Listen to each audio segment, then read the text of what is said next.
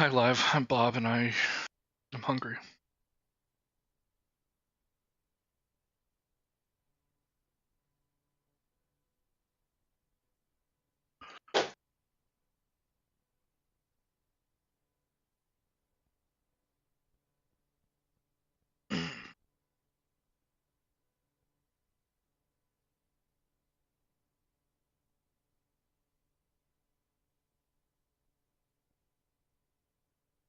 What the heck, dude?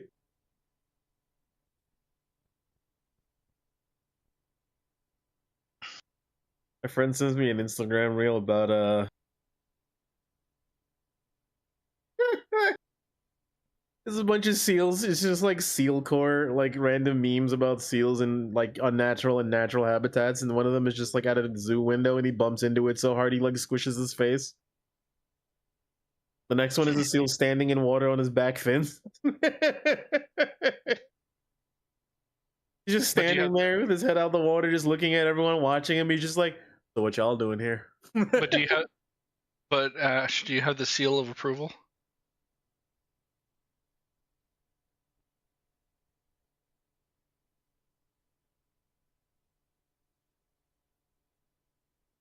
Usually you catch it somewhere in the wild. Sound like a Pokemon reference. Yep, I knew it. Gosh dang it, I knew it. I knew it.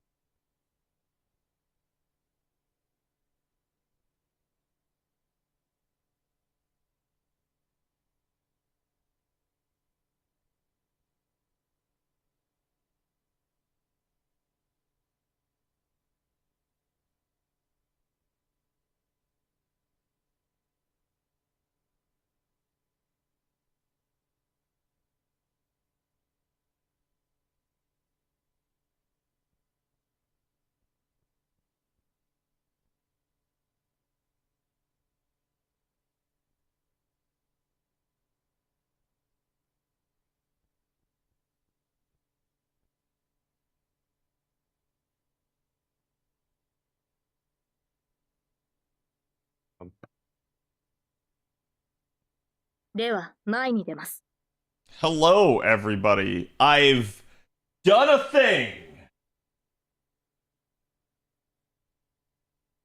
That's right. Me. Me have done a thing.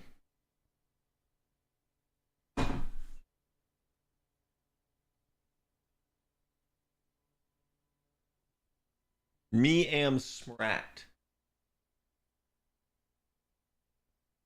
Is the mic arm finally slain? Yes, actually.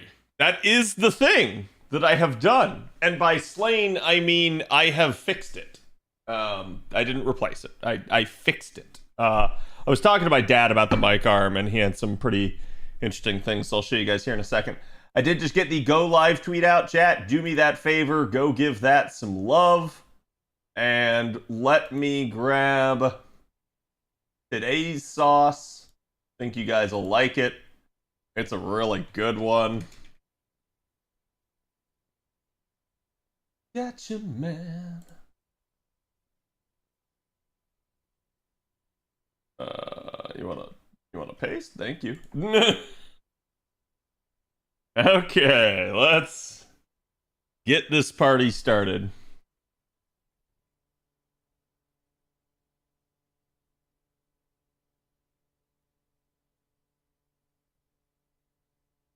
Sounds like it's gonna be FSN buffs. So wait, why does everyone think that? I'm actually legitimately curious.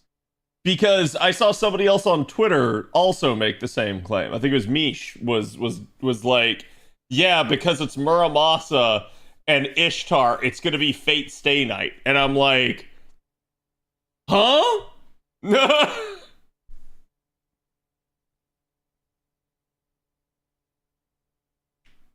Because Hollow Ataraxia release is the reasoning. I'm just gonna say 2 data points does not a pattern make, right? So keep in mind that like there's just no guarantee. Like, and I know people are like, oh, but there's Medea there as well. I'm like, you're right. And then there's Robin Hood, which is not Fate Stay Night. So watch the next one be Parvati. That's what people are alleging, is that because of that it'll be Parvati. Here, let me get live. We'll talk about this.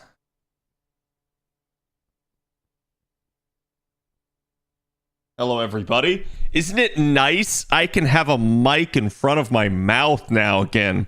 I can actually just like sit here and ASMR the mic with you guys.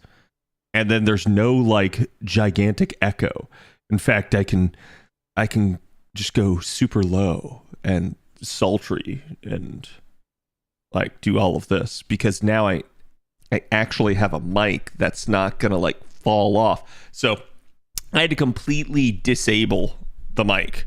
Like I had to unscrew it from its seating, which was a bear and a half, but it was worth it because I got out my handy dandy kit of bits here that I have, and literally finally got access to the screw and managed to tighten it. So that was I was telling my dad about the makeup, and I was like saying like, hey, do you have like an Allen wrench? Because like I have an Allen wrench, but like that shit just does not actually fit in there. So like it's just not actually a thing, right?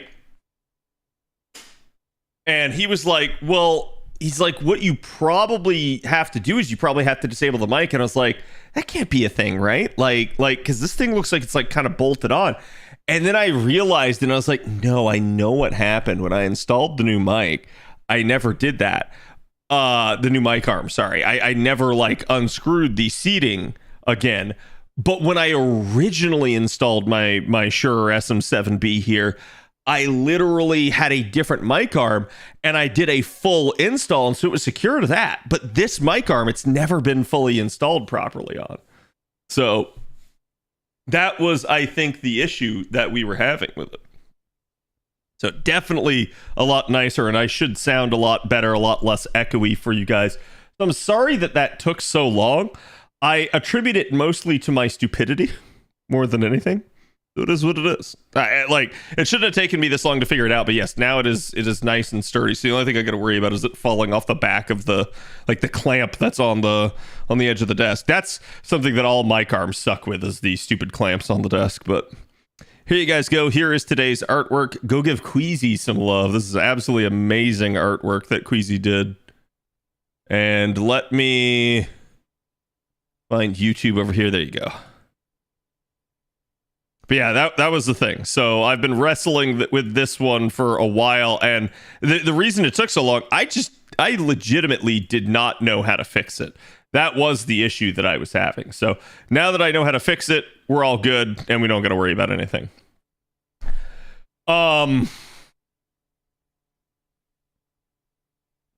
What are we talking about? Oh, right. So you guys were saying like it's gonna be Fate Stay Night buffs and like, hey, watch it be Parvati. I mean, it could be a thing, right? I'm not gonna say like someone like Parvati couldn't get a buff. I think pretty much if your name isn't Lalter, you can get a buff for the Lancers, though admittedly, even Lalter could see something like that if they wanted to like up her charge or something. I don't think they necessarily will, but it is what it is. However, Lalter is also in a similar situation to Salter, where if they buff her, that starts getting ridiculous. Here's the problem I'm going to throw into your plans, chat. If it is Fate Stay Night buffs, and you have Shiro into Rin into Parvati, what's your next day? Uh-oh.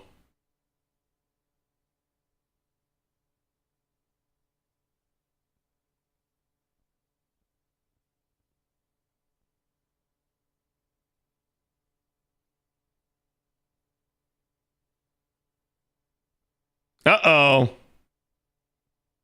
What is day 4? Day 4 is a writer. A 4-star writer.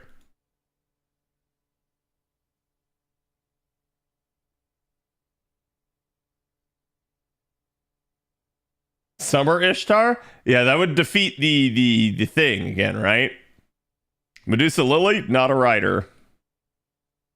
So I have a potential. If it is an Artoria day, there's only one Artoria that fits that, and that is Santa Rider, aka Santa Altar. Would be the only one that would fit. Could they buff Santa Altar again? Yes, they absolutely could. Do I think they will? No, I absolutely don't. So chat, I'm sorry. I don't think it's Fate Stay Night buffs. I actually don't. Okay. That'd be cool, but they haven't really done that before. And the one time that they did it was 5th Annie, and it was all of them like basically within a like 2-day cadence. They literally hit Ku, Emiya, Saber, and who was the other one, chat? There was a 4th. Herc. Herc was the 4th. So like, I don't know. I'm not as sold on that idea. It's a fun idea, but I'm not as sold on it. Why can't it be Rider Ishtar? It would break the pattern. Like, don't get me wrong, it would still be another Rin, but it would break the pattern. How about the Santa got? She got 10% charge. It's the buff to her middle skill. My real answer would be Anne Mary because of the animation upgrades. Yeah, I agree with that. Cad, there has to be a pattern to everything they do. Okay, chat. I have a wild statement to make here. So, fun fact. Do you know what separates humans from apes? What's the difference, chat?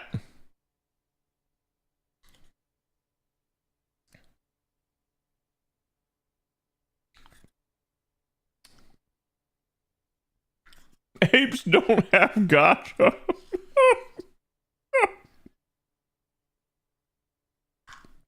Pattern recognition? Yes. Humans have a pattern-seeking brain.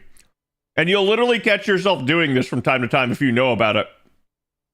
As a human, you try to spot patterns wherever you think they exist. In everything. You will always look for a pattern. It is why we're adaptable. It is why we learn.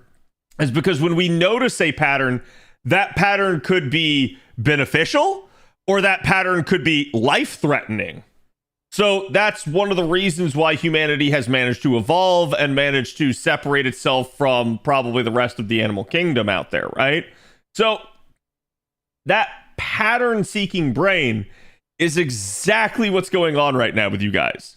You're looking for a pattern. Maybe you're right. Maybe you're completely wrong. It's just a thing. And that's why I say, like, yeah, you guys could be right. You guys could be wrong. I don't know. I'm not as sold. Color me a skeptic that it could be other things. The problem that I have is, you guys know a lot of my buff predictions are wrong. And do you know why they're wrong? Like, do you guys feel like I'm predicting units that don't need a buff? Do you guys feel like I'm like making like absurd predictions and calls? Because they're based off need. Yeah. Yeah, that's why. It's I literally base my predictions off who needs the buffs the most under the idea that they should be picking up the back end and moving it forward. Well, chat, think we can say that today we got to flush that idea down the toilet, because the 2 units that got a buff today did not need a buff. It is what it is. Like, I can argue that, like, Muramasa didn't, okay? But I don't think anybody in their right mind would have argued that Medea did not need a buff. So Medea was fine, and you could have made an argument for Muramasa needing one. It's hard to make one for Ishtar. Ishtar's literally your number 2 AoE. Okay? The only people arguing for Ishtar to get a buff, and it's fine. Okay? It's fine. But the only people arguing are literally Ishtar fans. And it's literally just because they don't like that she's number 2. They don't want her to be behind Gil. They want her to be on top of Gil, which is kind of Monka-esque when you think about it. But it is what it is. Number 2 is not number 1, exactly. So, like, it is what it is, and this is why I think, like, it's the same thing from, like, Mellison people saying, like, Mel needs a buff, right? Like, does Mel actually need a buff? Fuck no, Mel does not need a buff in any way, shape, or form. But people will still argue with it because it's their favorite unit, or it's their, like, unit that they've gotten 5 copies of. So they're going to be like, that unit needs a buff. When the reality is, it's like, no, you have to be able to remove your own bias from situations like that and say, does the unit actually need a buff? And the answer is no. I think there's, like, different levels to it too. I think, and I've talked with you guys about this, so, like, this is not going to go in the video, right? But, like, I'm dead serious on this. I can look at Ishtar, and I can say that Ishtar didn't really need a buff. She was perfectly fine, definitely strong in her own right. They fixed her skill, and they gave her a new, more powerful way to card. Is it game breaking? No. Why isn't it game breaking, chat?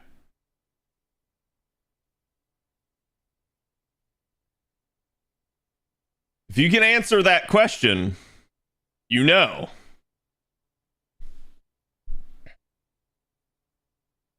Seal and Olga can already do that. Yep. Seal and Olga already can. Now, here's the next question. What would you guys consider to be breaking the game at this point?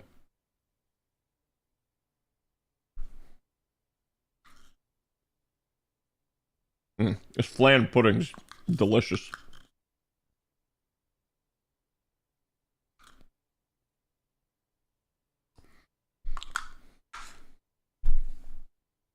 Crazy NP damage, Castoria 2.0, Oberon 2.0.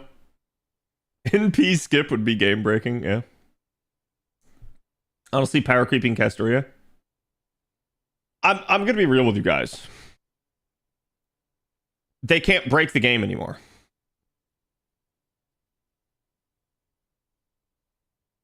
What do I mean? The game is already broken. Like, at its basest point, you have the ability to invalidate just about every single mechanic that the developer throws at you. Break bars are but a, like, temporary reprieve of our onslaught of offense. Our offense has not only, like, our looping capability as of Castoria has, like, more than doubled. Our offensive capability has more than doubled thanks to Oberon. And we live in an era at this point of FGO where, like, the problem is not damage. It's really just, like, how you organize the party to get the damage. It's like party cost being a limiting factor, or the units that you've rolled. The only thing holding your account back is literally the gacha system, not, like, the capability of the units. Agreed? So in a weird way, we can argue that, like, there's nothing to break. They can dogpile all they want, but we have such absurdities that already exist in the game that the game just itself is already broken. It is what it is. The game cheats to challenge us, quite literally. Yes, the game defies its own logic and gives its enemies actual like hard coded things so that you cannot break it, that you can't get around it. When you don't need supports to beat the 90++ node, yeah. Have Yang ignore debuff immunity? Ignoring a debuff immunity would be a wild thing, but I guess in theory that does exist, and that's called buff strip, so there you go. But that's why I'm trying to make the point here of like, I can sit here and say that like Ishtar didn't need this buff, but I can also at the same time say that Ishtar getting this buff doesn't break the game. It doesn't even really move the needle, unfortunately. The only needle that it does move is that chat, if you rewind the clock precisely 1 year in time, you would have this many units in the game that can lock their entire deck in. And now if you come back to the present,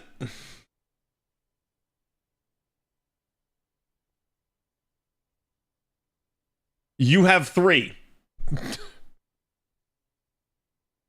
And 2 of those 3 happened back to back right here, right now. So that's maybe my only like gripe here is like, devs, what the heck are you doing? I think like when we look at that sort of thing, we have to just basically say like the developers are trying to make the units more powerful and online. And I talked with I think it was Spartan and Andre, and I think Trubs was there at lunch. But the devs have a weird problem of their own making. If you rewind the clock again and you go all the way back and you go back to like, let's talk about like Oberon coming out, okay? Oberon comes out, Oberon massively multiplies damage capability and realistically speaking, charge capability as well.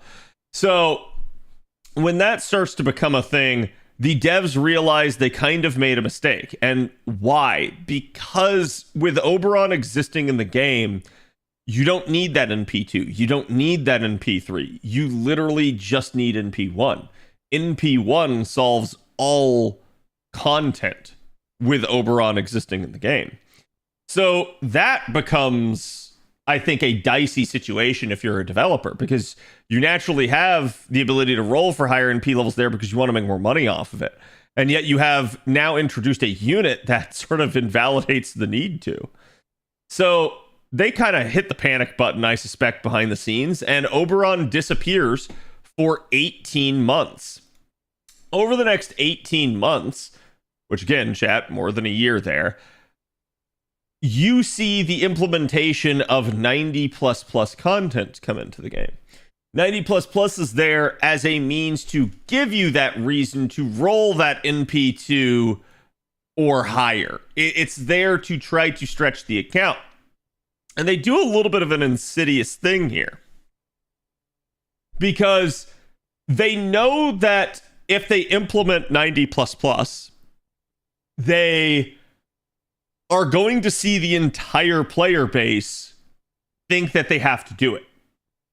They know that if they make it statistically more efficient, that players will flock to it in droves.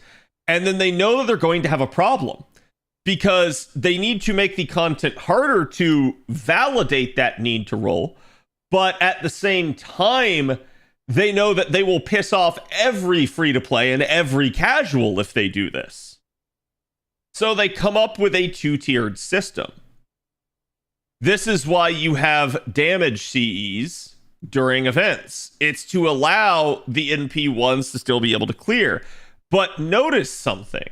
If you are taking a damage CE, so that'd be a damage C and then like, let's say like 5 other drop Cs for an event. So you are 5 slotting the node.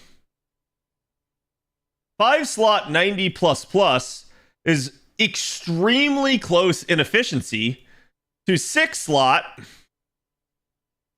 90 plus. And that's kind of weird, right? Like, how did they do that? Why did they do that? That's why. They wanted to make it so that there wouldn't be a problem for the like newer players or the more casual players or the more free-to-play players, so that they wouldn't scream, I can't do the 90 plus plus, you've made this too hard. They have given you an option to make it easier on yourself, and it is as efficient as the lower option was. What's interesting here then, and why I say this is insidious, is because this node is equal efficiency, but only if it's 5 slot. So what happens when it becomes 6 slot? Now it is more efficient. So they played a little trick on a lot of people. The interesting part about this is they planned this, I suspect, as a means of incentivizing and or rewarding the whales, right? They want the whales to be able to flex that in P5. They want to give them a reason to do so as well. And they go about and they do this, but it's interesting. And this is why I say, like, they have a problem, right? So we've entered a state of the game where, like, you know, we talk all about metas, okay? And, you know, everybody hates the meta slaves, yada, yada, yada. But meta is meta for a reason. It's because it is the strongest, most efficient, most, like, capable thing that you can do in a game. Now, metas and FGO revolve around these support units. In this case, you have another scenario where instead of the meta being the support units, the systems, if you will, the art system, the buster system, the quick system, it is instead, as you shift to plus plus at 6 slot, the meta instead becomes a super meta. And what do I mean by that? I mean, instead of having a system that revolves around, you know, loopability or NP generation, it's less about that and more about which specific unit you have. So as we start looking at this, you start to realize there are solutions to some of these plus plus nodes that you can do them with 6 slot, but only if you have a specific unit, and only if it is maxed out, and only on that node. So in a weird way, their attempt to maybe incentivize people to roll more kind of doesn't work.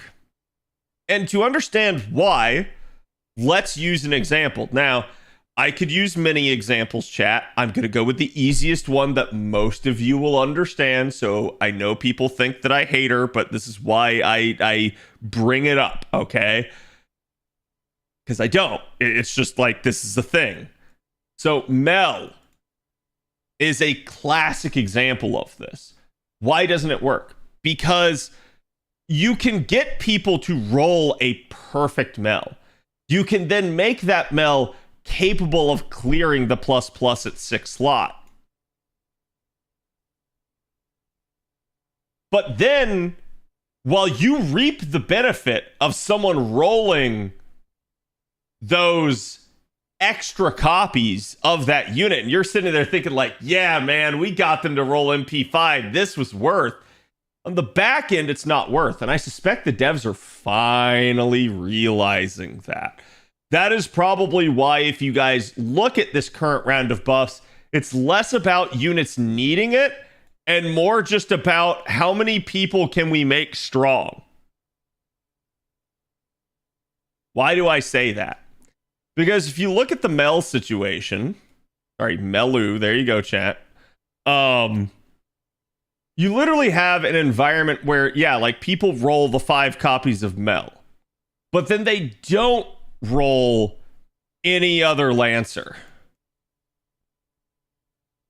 So what happens then? Well, they trot out Sakamoto Ryoma. No one rolls. They trot out Bichon. No one rolls. They trot out Indra. Still no one really rolls. Why? That's why you've created a super meta around one unit. That one unit is functionally the only unit that can farm at max efficiency. And the player base knows that. So the player base just goes right in on it. And you have this problem of now, because you've created a unit that's strong and so much stronger that like everybody's telling people don't roll those other units, they're not as good.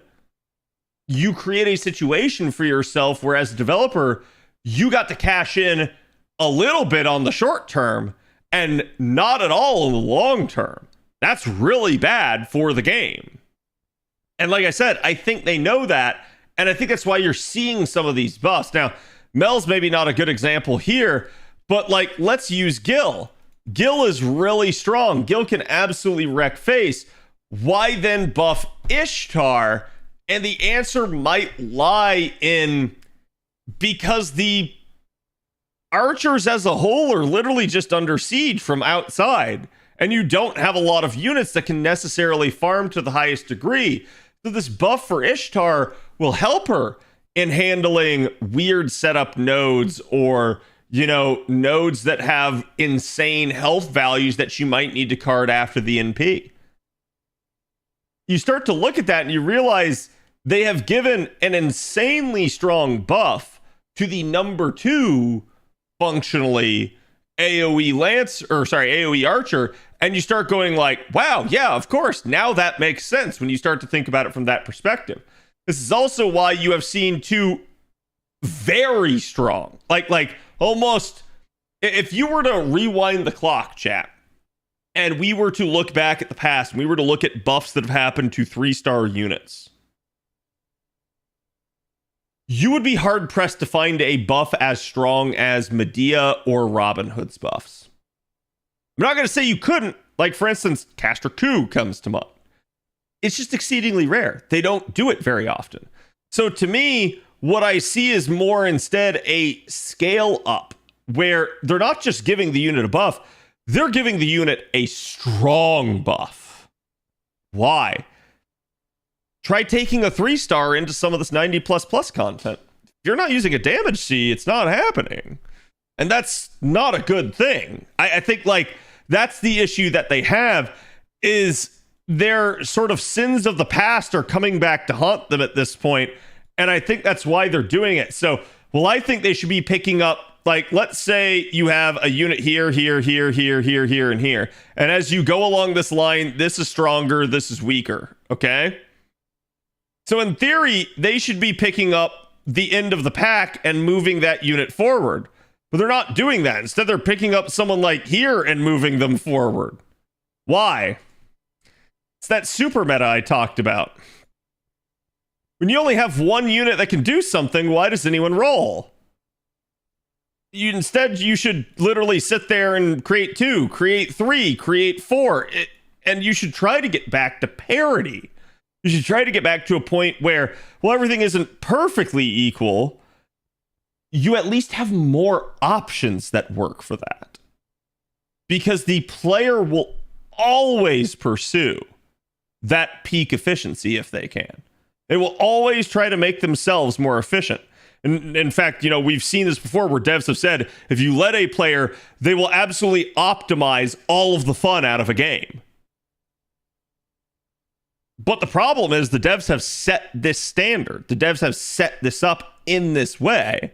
So don't get me wrong. There's arguments for, hey, I like the character. Hey, I think this character is like really, really hot, or like, I just think their lore is really cool and I'm going to roll them. That's fine. But that only carries you so far in certain instances. Like, for instance, let's take Bichon, who is wholly new to Fate, right? It's not like this is some established character that they're nostalgia baiting with. It's not like they're sitting there trying to like drum her up a whole bunch ahead of time. Instead, she kind of just comes out with her event and people aren't sure what to think about her at first. Maybe they learn to like her in the event and they roll for her. Maybe they don't. Either way, you end up in this situation where the unit itself doesn't necessarily have that external reason to roll for it. So people are going to judge it mostly off of its looks and its gameplay then.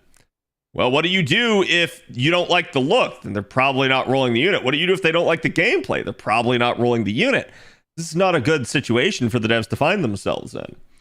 And I think when you start to look at that, no, I'm dead serious. It absolutely explains the Lartoria buff. It's not just about giving a unit a buff. It's almost about giving a unit a super buff, right? It's not just, hey, let's give them 30% extra. It's, bro, let's give them 50%. Let's give them even more charge. Let's keep expanding everything so that more and more of this roster becomes usable. But it looks like the devs are trying to rectify the problem in the short term rather than the long term.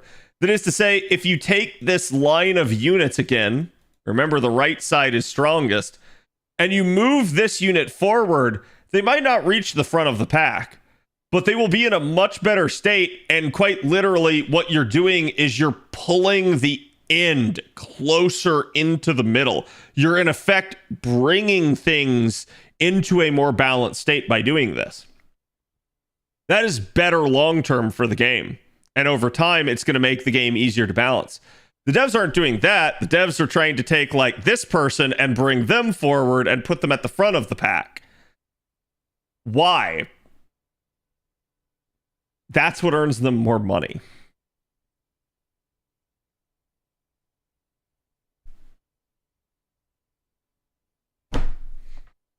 It is what it is. And I think we're going to see that unfold a little bit here. But it does solve, like, it's not like necessarily a direct, like it earns them more money, right? I'm sure you'll get people rolling Ishtar now because of this buff. But what it's trying to do is it's trying to basically say, hey, let's solve that super meta problem. Let's expand it. Let's make it a meta instead of a super meta. Let's make it so that a couple of the units can handle this rather than only this one unit can handle it. Because when you have a unit that only one can handle, it's probably because that unit is so strong. And therefore, that unit is so strong that it incentivizes everybody to specifically roll that unit, which then means that the other units don't compare. So that's why they find themselves in the weird situation that they do. Rishon's a very interesting unit. I agree with that. Like, if it sounds like I'm overly like doomer or anything right there, please understand that is just my like objective analysis. It's not how I feel about the game, but that is like just kind of looking at their actions and what they're doing. You can kind of come to some of those conclusions and go like, So it's like, are they doing it necessarily just for the money? I don't know. I could not tell you, but that is definitely a benefit of them doing it this way.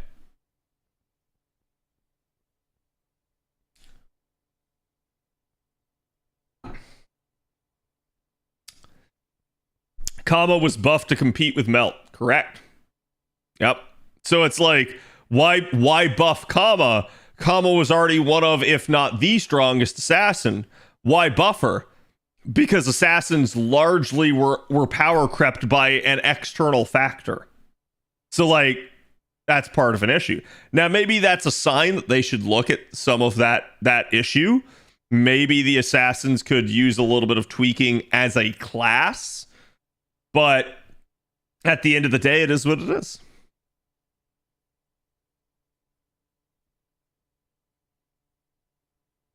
I'm ready for the Parvati buff tomorrow.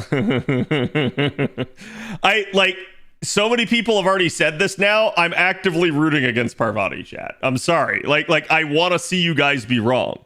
Mostly not out of maliciousness, but out of the like, if it's that way, then it really just narrows things down incredibly.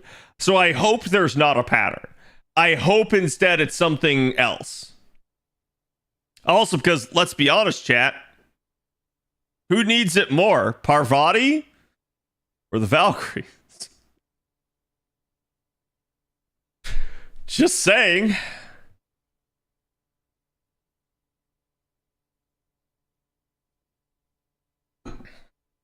I'm rooting for my man Fionn. Sadly, I don't think it'll be Fionn. Fionn could certainly use it to a degree, but Fionn is somebody that oh man. Like he's somebody that they have tinkered with enough times right now, and it's like there's a point where you just, I'm not gonna say you can't fix the kit, but I'm not sure it's worth. In the same way that, like, oh, it's a 5-star assassin buff. God, I hope it's not Osaka Behime. Not because, like, she doesn't deserve it, but in the sense of, like, they keep doing buffs to the character, and you're like, you're never gonna fix them. No, you're never gonna get the unit into a, like, more usable place. Yeah, I could see it being Summer Melt. Ironically enough, everybody thinks Parvati, but I could actually see it being Summer Melt. And that would at least still fit your Sakura Phase 5, chat. Osaka Behime is at least usable now. To me, Osaka Behime doesn't really have a reason to be taken to a node. I think, like, her big claim to fame at this point is mostly just that she's a good solo unit.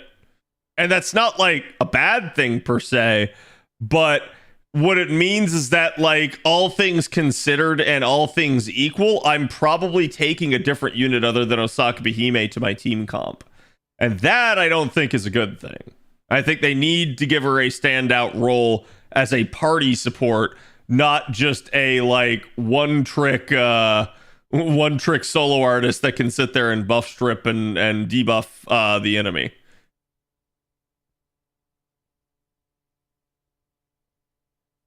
They can fix them, they're just not willing to go far enough. Yeah, I do think that's part of the issue too. Coping for Mama Raiko Lancer to get charged. That is probably cope, but that would be awesome. I would love that.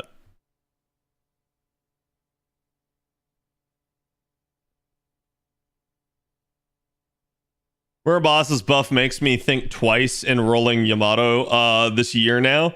Bad move on Lasingle, not considering an A. I don't think Lasingle really does consider an A, and sometimes that's to their benefit and sometimes that's to their detriment. So I feel like because they don't, it just goes both ways. If that makes any sense.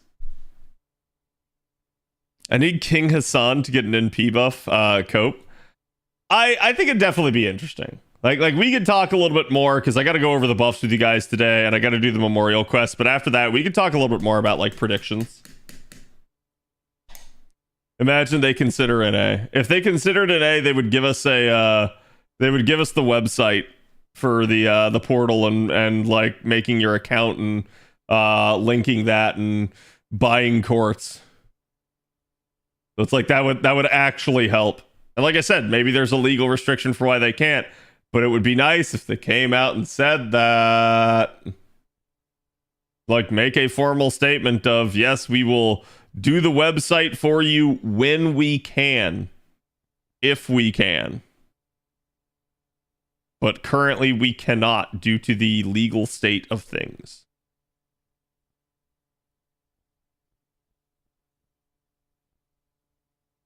JP is FGO's first, second, and third consideration? Yes. It's going to be our Christmas present, CAD. I wish, but probably not at this point. Like, chat, I can see a future where the next year comes and goes and we still don't have it at this point. You guys got to understand, why am I saying this? Chat, do we benefit from the website?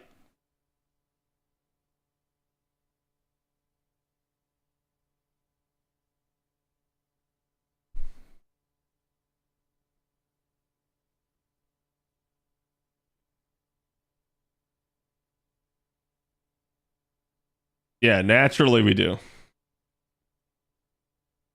Now, chat, let me ask you the next question. Do the developers benefit from the website?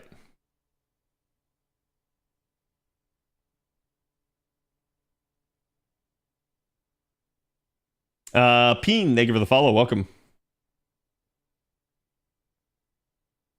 I already answered it.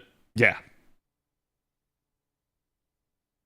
No, because they can't shill the 900 items they tease every Annie.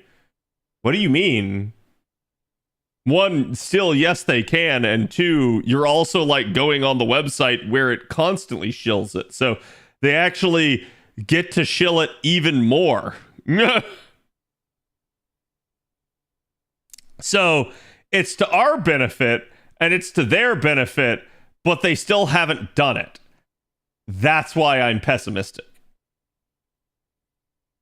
That's why I suspect it's either like some form of like just sheer and utter laziness on their part, or it is some form of like legalese that prevents them. Like they're just not allowed to. Like, and neither of those things is good if that's the case.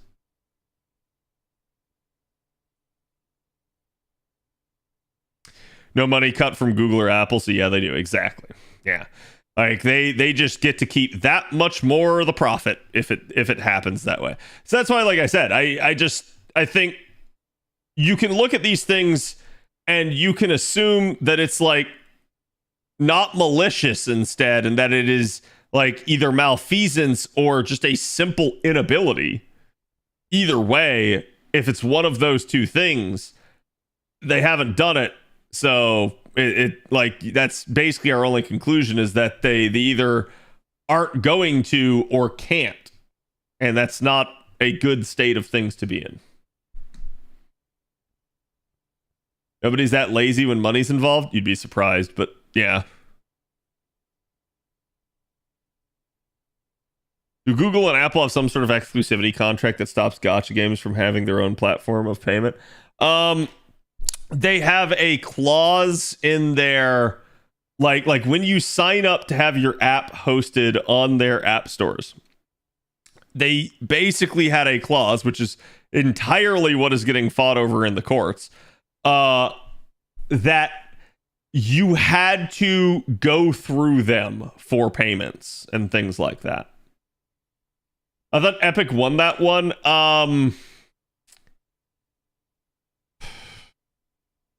Epic won part of it, and like Apple won the other part, I think. There we go. Yes. Yes. Yes. The mop and the stone, chat.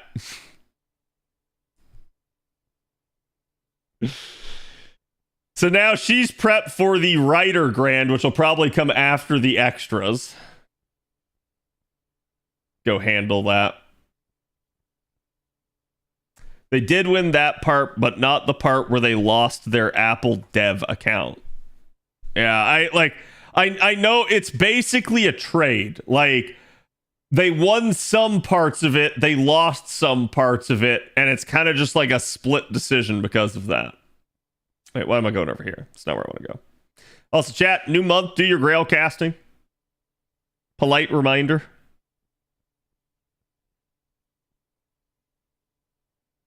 I was going to say, is that filtered?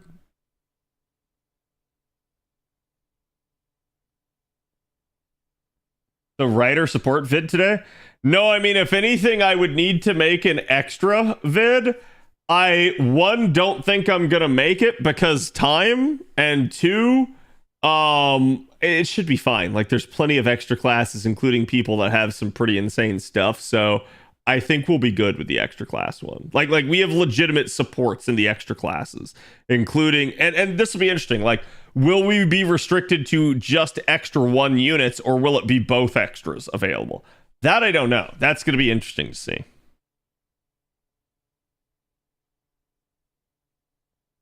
I think the SR writer might be Mordred. I mean, that'd be cool if it is, but I doubt it.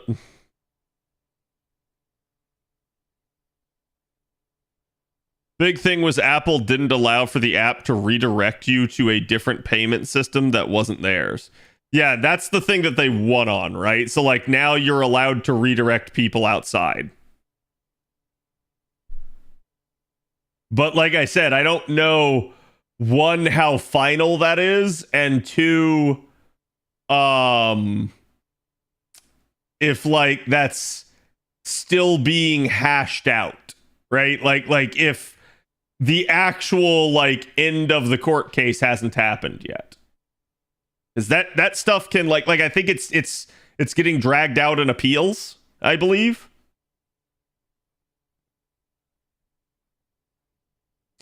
Read the JP website. It's 2 extra grands at the same time. Yeah, so that like I said, that'll be interesting if that's the case. Because then, I mean, that means like you've got Proto Merlin chat, you've got Oberon, like so you have options for supports. Like in a weird way, the extra one might be the easiest, but we'll have to see. What was I doing? I bonded her.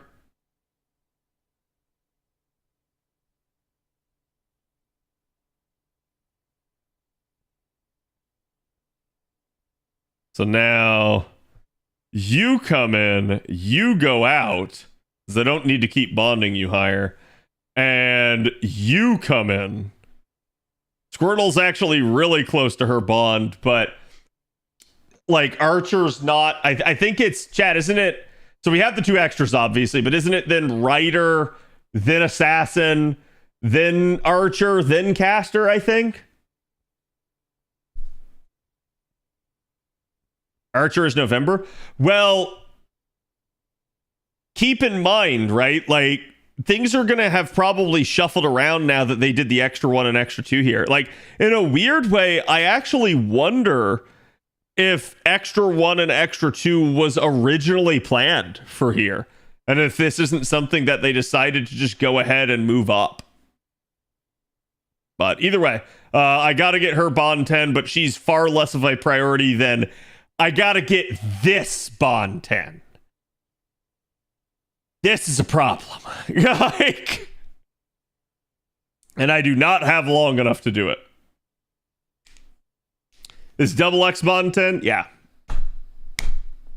At least I believe so. I'll double check that after this.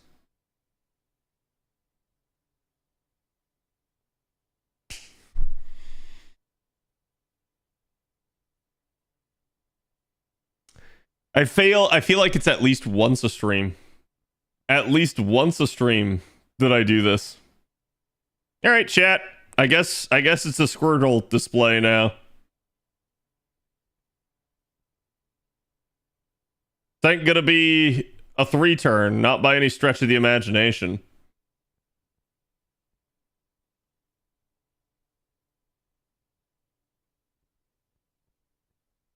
Slow clear, let's go. Yeah.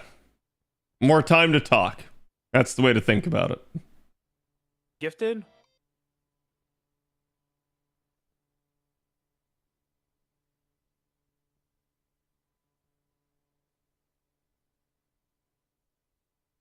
Grand Buntoria gonna have some insane crit. Oh yeah. Grand Bunny will be fun to use, but it's still not gonna be like in a weird way, like Bob was telling me this with the Ishtar buff, and I kind of agree. He's like poor Laratoria, because like literally her main niche was always her like ability to make carding more consistent and kind of like deal with that. But now you have like 3 units in the game that can just hard lock their actual stuff in. So like if either of them are effective, then you're just going to go with that, and you're just going to get rid of the RNG entirely rather than go for somebody that is functionally a card support. So it's weird then to me that they've kind of operated her the way that they have, and they've tried to like, how should I put this? Like make her... They've tried to make her more of a like generic support, and I'm like, that's not gonna work. I'm sorry, but like I do actually think they need to just come back and straight up like just give like Bunny a proper like NP interlude or something at this point, because it's like, yeah, I mean, it'll be useful for something like the extra stuff here, but beyond that, I'm not so sold.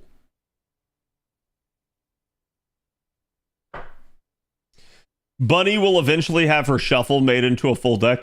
That'd be an interesting idea. And I can't say I would hate the idea. I just like, I guess it's not the original path that I thought they would ever take her down. And to me, the more units they add into the game that can actually card lock, the more problems they're going to have balance wise. Because the way to understand this, chat, is a unit that can hard lock all of their cards functionally becomes a unit that can just like break the game in its like balance state. So like, let's take Ishtar. Are you up against Sabers? If so, you win. Why? We can lock her cards in 2 of 3 turns. And, oh, maybe it's an AoE fight. She's an AoE unit. Like, so the more you start encountering this stuff, the dumber it gets. And like, the harder it's going to be for the devs to try to, like, prevent somebody from just pressing the proverbial I win button. And so that's where it's like, yeah, I mean, I guess 3 of that type of unit are okay, but they need to not expand it. They need to, like, keep that a really rare thing. So the more units they keep adding that can do something like that, oh boy, like the worse that's gonna get.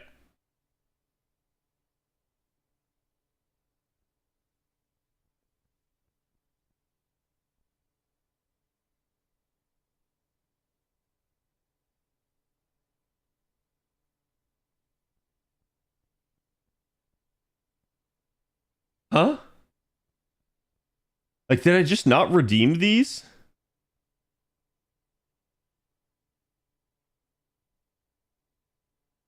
Oops.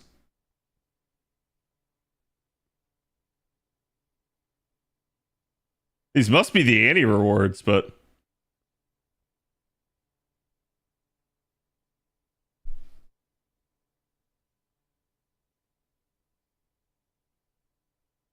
Wait, did we get 24 Grails?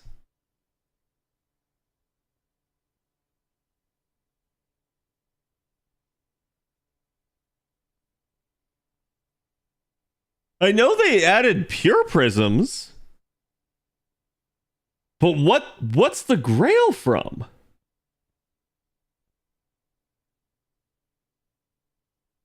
Like, 1 or 2 Grails would have been a thing, but 24 is like class score progress. Ah. Yeah, and I'm not gonna say I have the maximum, but I probably have close to it. I've never missed a storm pod on JP. So if I don't have the maximum, it's purely because I just haven't like committed to it for the class score stuff. And the only reason I'm not committing to it for the class score stuff is entirely because whatchamacallit. Like, we have the additional grand systems coming, and I want to, like, see how I can do with some of them before I hyper invest.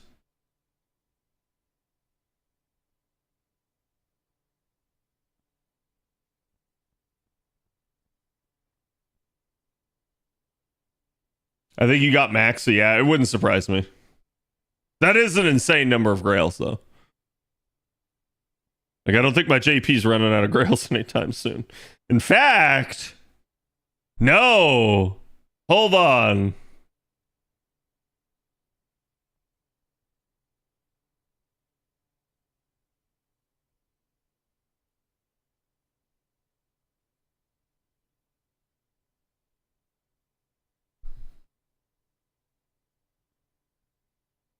So, I actually spent these way down. Because I used to have about like 50 Grails. And I spent them down so I feel like I told you this, chat, but I don't know if it's sunk in because it was at a time where like a lot of other stuff was going on. So I don't think a lot of people heard it. My JP account, chat, has every single saber, like Artoria, at 100 now. I just went ahead and I committed to that. And that's how I spent all those Grails down. So every single Artoria is level 100, at least. So with 53?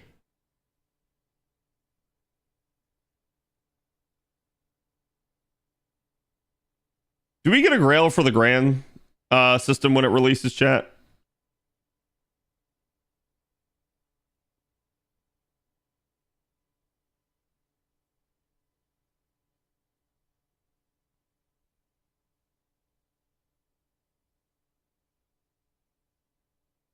We did for the others. So that would mean we're going to get 2 more. So that's 55 then. Because I've already done this month's Grail casting. So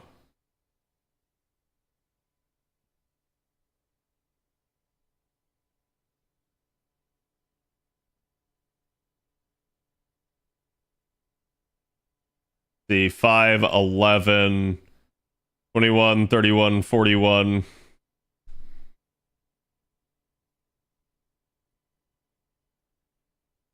51,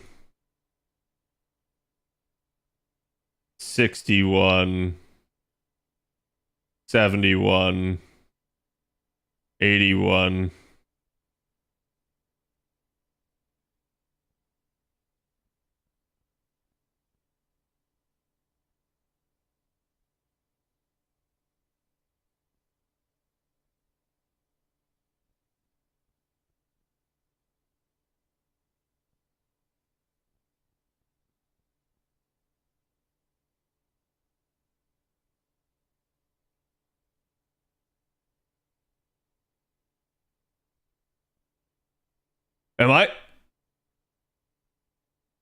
Am I close to every Artoria?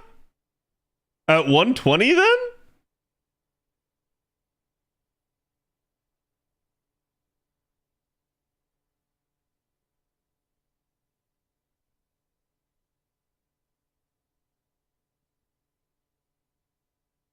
And like, I mean, you got like Draco in here too, screwing up the mix. So like, you got like Takaru who's had some Grails on as well. So like, holy shit. Holy shit.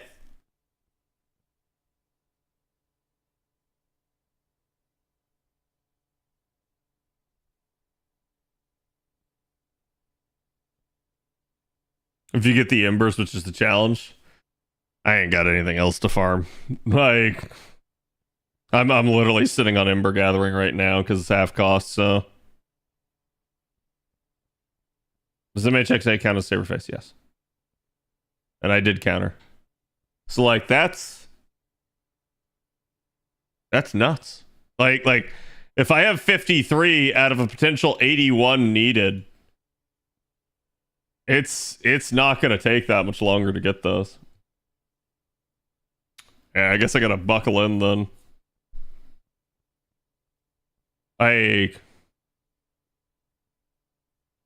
You know what?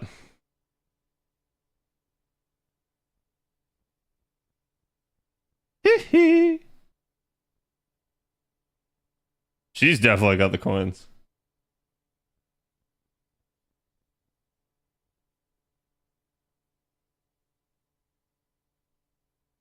You think Saber Lily or Lalter gets a form this year?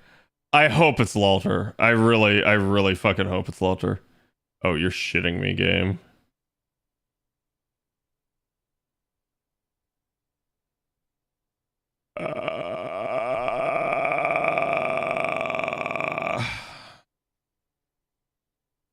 She has to bond up twice.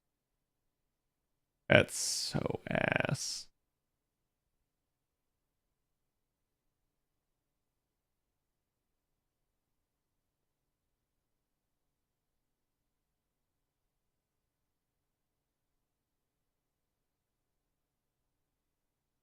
That's not happening anytime soon. Do I not have her at MP5? Is that why? That's why. Gotta keep my eye out for a Lalter banner, chat. Unfortunately, we probably just passed it because the Lancer one. Roll story, CAD, roll story. Ooh, that's a good point. She is in story, so I might be able to get her that way. That's safe. So it's Salter and Lalter are my problems at the moment.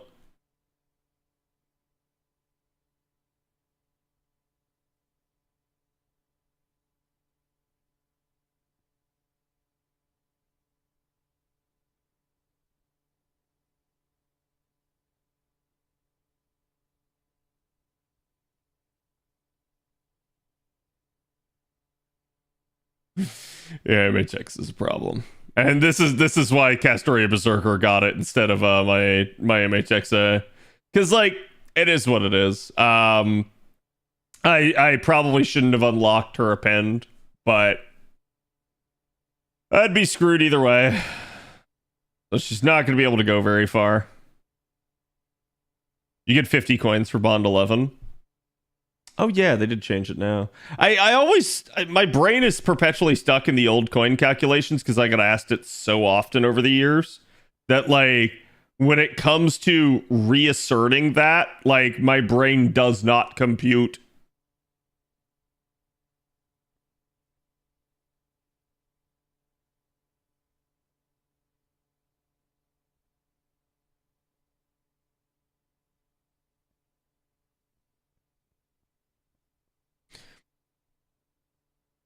Hold on. Did I just not buy the coins for her?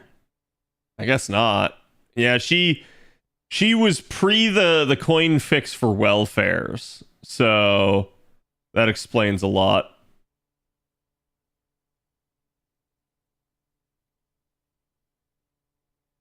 But she won't be a problem.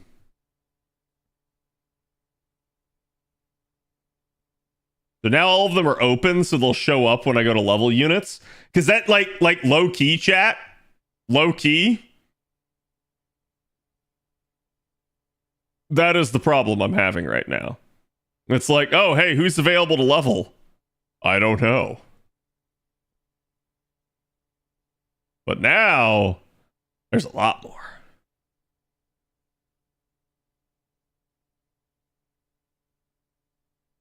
By the way, Chad, I think you only have a couple more hours left on some of the redeems on JP. I don't remember what they are, but... Where are so many extra classes living human? I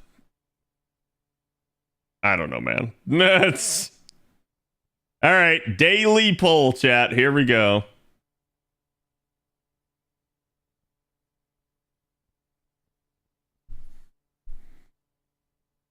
Unit. I thought it was going to be Medea from the top rope, but it's not. Is there a difference between OG Artoria normal and her costume? They look like the same. I never tried using it yet. Are you talking about the invisible air one? Where it changes the sword?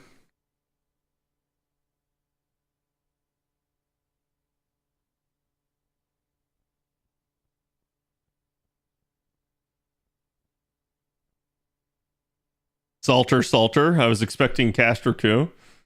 That would be nice. Like, God, yeah, dude, that story summon is such a like nice thing that the fact that it's limited is such a like kick in the balls to me. So I really hope they make that permanent. Imri Sinless, thank you for the follow. I really hope they do, because that's just oof if they don't. Chat, let's see here. I am done with the event on NA. I still need to read it, but we have literally done everything. I'm not running more nodes just for that stuff.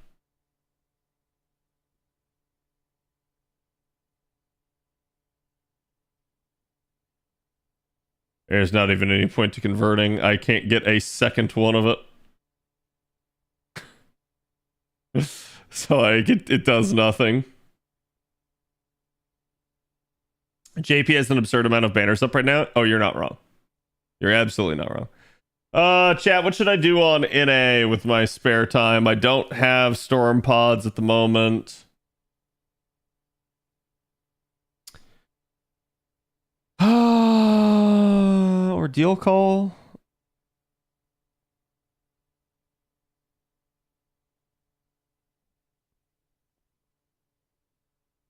Wait. Where's Ordeal Call 1 again?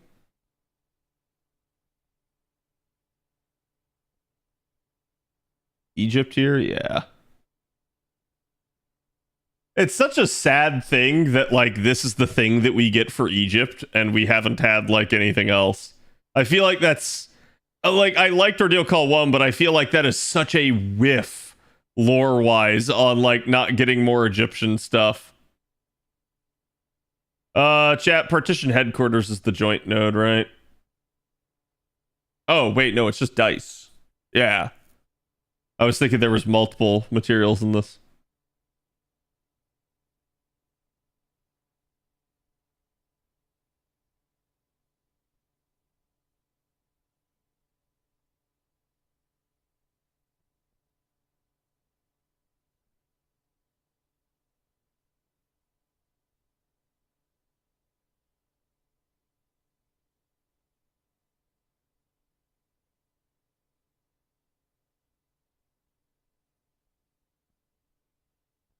Wait, why did I have two of these? Weird. Is this like the CQ one that I was doing?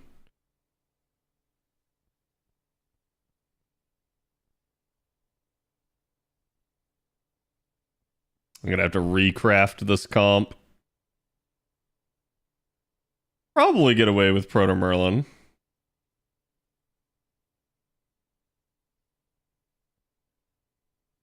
Somebody else that needs to bond.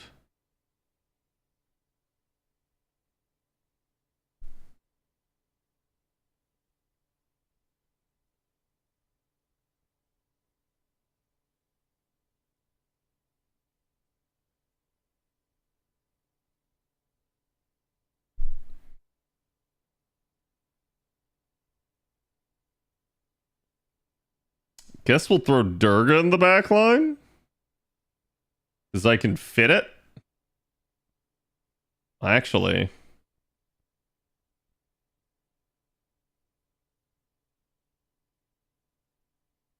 Give me Bond Seas. Oh, wait, that's not.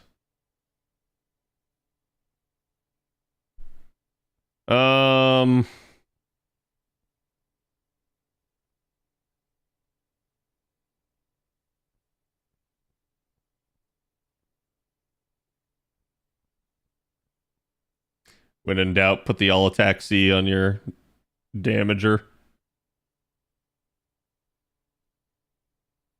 It's the split one. Where's the normal Kadok one? There it is.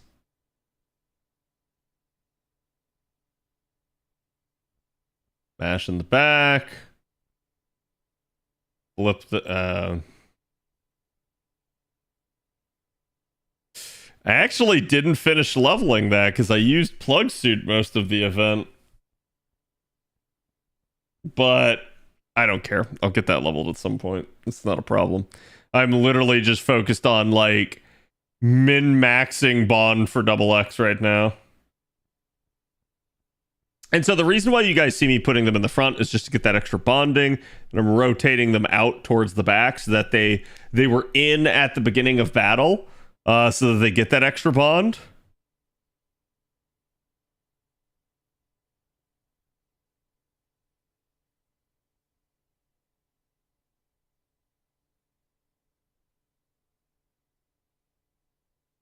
And that way I have like, how should I put this? Like more of a capability to bond the unit and still like clear the node. Unfortunately, like a lot of these units that I'm having to do it for, like you saw in JP, I've got Mate Alter, I've got MHX, and here we've got Double X. They're all single target. So it's like clearing a node with them in the front line. It's not like it's impossible, but it's just like kind of a pain in the ass.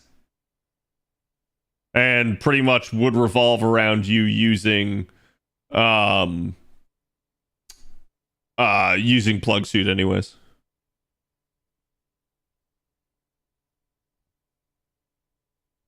Student comment and Anubis were on non-Egypt story random events. Yeah, I feel like between that now we have the makings for some actual like Like we could actually like get an Egyptian singularity and it wouldn't feel weird, right? Because like you have Ozzy, you even have like Cleo and some of the other people. So it's like if they wanted to do an Egyptian centric thing at this point, it would be very easy for them to do. But they've never really pulled the trigger on that.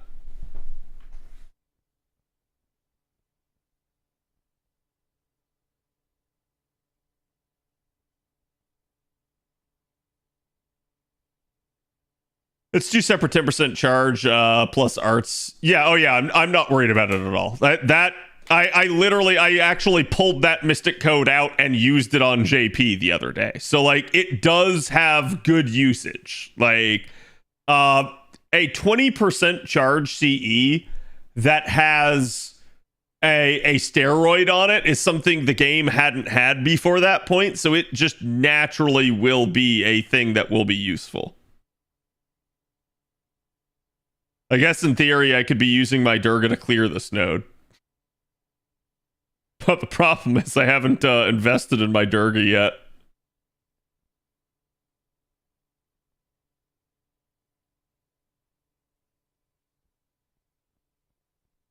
Napoleon, Caesar show up. Yeah, there's a lot you could do.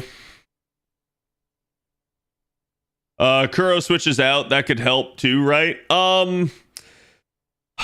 Not specifically for this, because like where you want to do that with Kuro is to get another support in.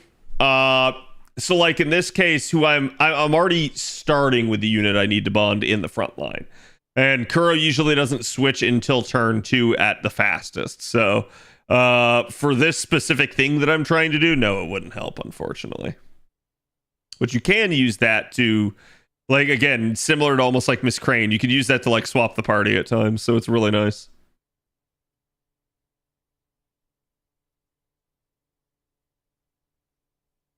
Yeah, we have several pharaohs that used to be at least at some point in their history in the game. So like there's really a lot they can do, I feel like, and that's why like it's surprising to me. Same thing like chat, do you know how many like bunny girls we actually have in the game now? Like you obviously have Artoria, you have the two Shikis, you technically have Bunyan. God, there's another. Who am I forgetting, chat? Summer Castoria, yep. Shisho, yep. Thank you. That was the other one I was forgetting. So it's like you could have like a bunny themed event as well. A Stolfo, no, like dead serious. Like even Stolfo. So like it's kind of wild that like they have all of this and like they haven't done anything with that pattern, right? Because me am pattern seeking individual.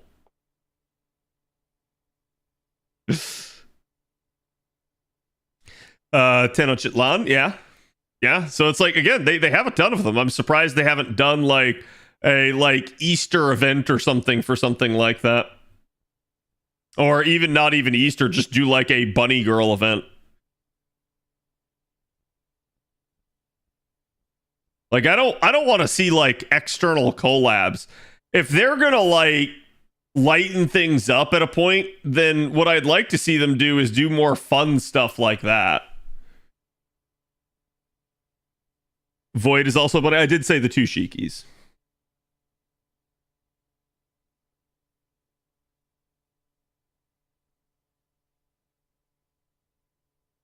According to the interviews, it's because one person in the dev team is a super bunny otaku. You know what? Based.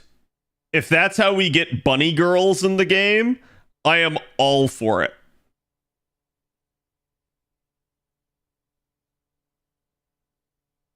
Koyan is a bunny, not a fox.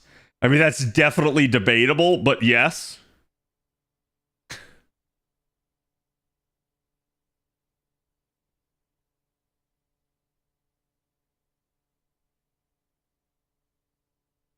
Kind of bummed I only got MP1 Summer Ibuki. Didn't want to go under 600 Sankwarts for Castoria.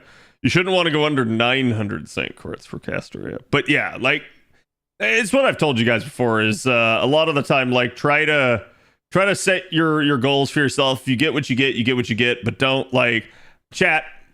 I saw someone whining on Twitter the other day that, like, they didn't get What was it? Oh yeah, they were like, I didn't get Summer Castoria. I hate this game. I'm gonna quit for Honkai Star Rail because it's treated me better. And they revealed that like they only like rolled like 500 or 600 courts for Castoria, for Summer Castoria. Meanwhile, they had spent a ton of courts rolling for Ask. And they're like, well, I wanted both. So it's like, chat, they literally spent over like 2,000 courts.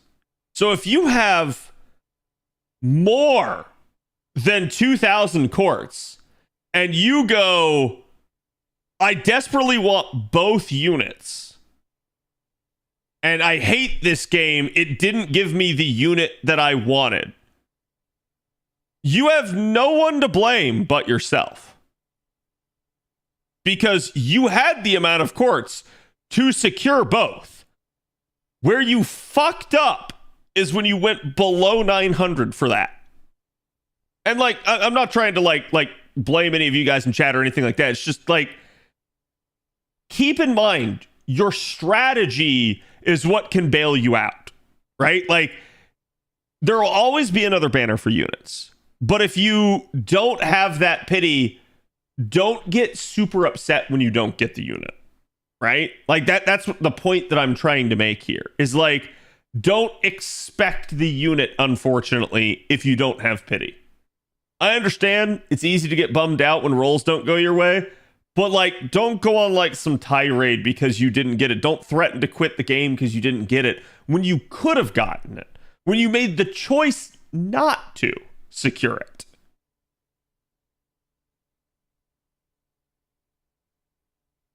If they play Honkai Star Rail already, they should know you already have hard pity available for a new unit.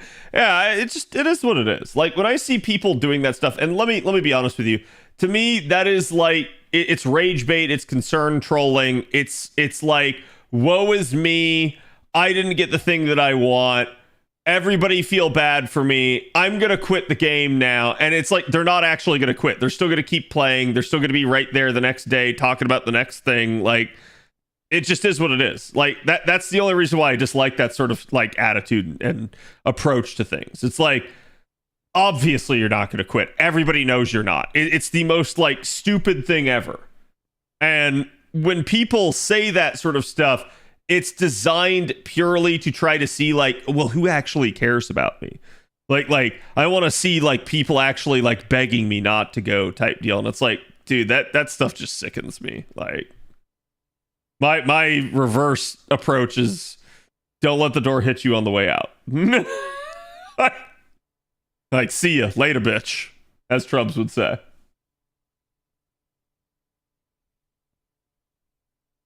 Is Bunny Girl a big thing in Japan? America isn't big on it here. Yes. You see, allow me to explain something for you.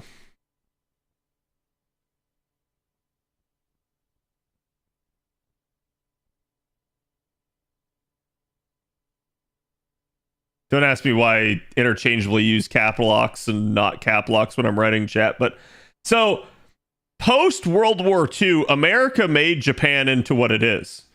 We helped them rebuild, and we rubbed off on them so hard that they adapted so many aspects of our culture into their own. So concepts like Bunny Girl were both alive and well in America and Japan at that time. And then Japan, you know, obviously embraced it. But then at some point, America decided, no, I hate my life. I don't want anything fun. And we basically got rid of this. Japan still has it. It's still amazing. America just is a no fun anymore place. That's all it is. It's like, we live in a free country, but unfortunately, like, we live in a country that if you don't have the correct opinion anymore, we're just gonna, like, beat it out of you. It's so fucking stupid. It's like, I don't know how we became this way, and frankly, I hate it, and we need to go back. Like, We need to like stop being so like sensitive about such things like that. It's like a little bit, I think we started letting other people dictate to us what is or isn't proper, rather than, you know, how America had always been, was like the idea that like you are free, and like as long as you're obeying the law, you can do whatever the heck you want, and you know, people can judge you, I guess, for it, but that's on them. Like they don't get to dictate to you what you can and can't do with your freedom. Nowadays, it's not that. Please, lasagna, give America 50% charge, right? Karens are running the show. Exactly. Yeah, it's like, oh no, you can't objectify women. Meanwhile, we're gonna drool over the most like objectified man ever. Like, it is what it is. I've said this before. It's like, I don't care about them like objectifying men. You want to objectify men? I mean, I find it hypocritical, and that pisses me off. But besides that, like, you want to objectify men, that's fine, as long as we can objectify women. Like I think it goes both ways. It's like, and I don't care if they do. OnlyFans exists. Yeah, it's, you can't objectify me. Only I can objectify me, and I will do so at a cost. So hilariously, do you know what that sounds like? It sounds like, instead of letting men objectify you, you have objectified yourself and turned yourself into a commodity.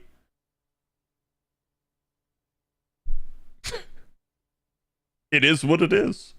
Like,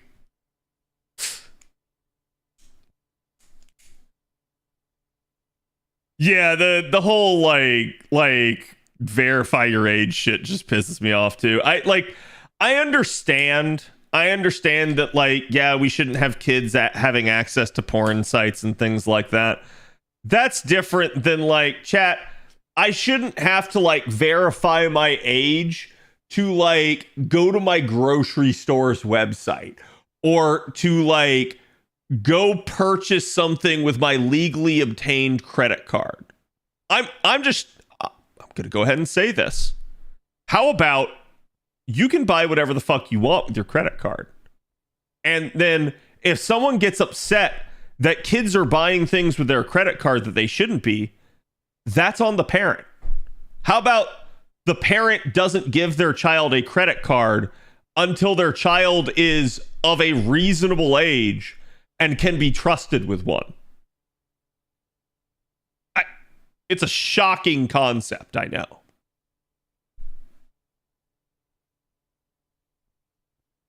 And you know what? How about this? Oh, that's a fuck up. How about this? How about, instead of verifying us for every action we take, how about instead you just verify the point of entry? How about if you want to sign up for PayPal, or you want to sign up for a credit card or open a bank account, you have to verify.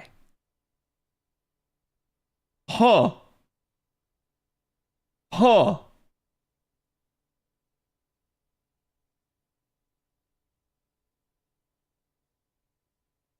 And then guess what? Did you try to, as a 13-year-old with a credit card, go to that porn site and subscribe to it, or like buy something NSFW that's been flagged as such on the internet, and you tried to pay with your credit card? Maybe the credit card knows your age.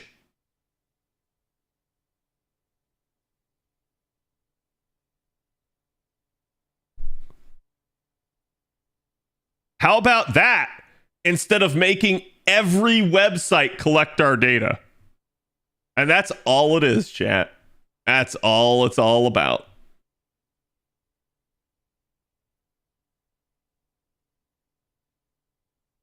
It's that simple. I don't see that this is that hard of a concept to do.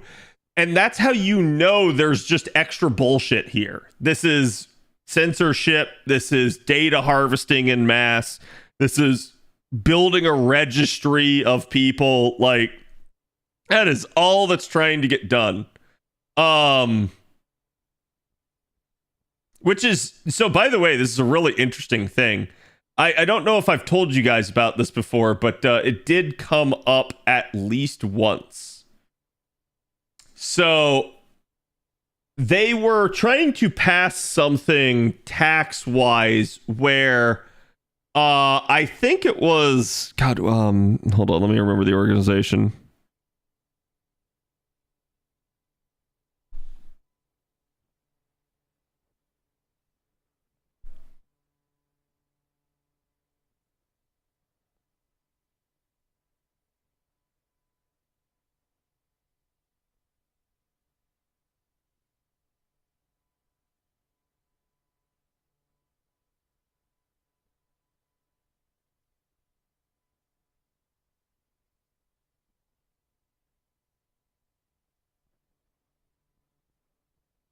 Finson. Okay, God, I don't know why my brain was blanking on the name Finson. So, Finson is basically the governmental organization that handles a lot of international dealings. I've had to deal with them as part of my job for a while.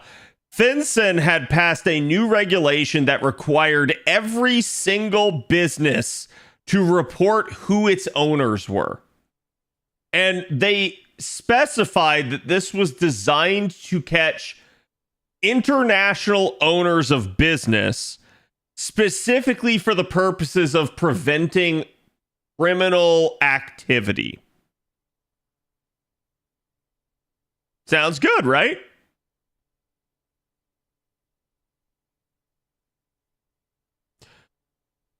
Why do you need every single business then?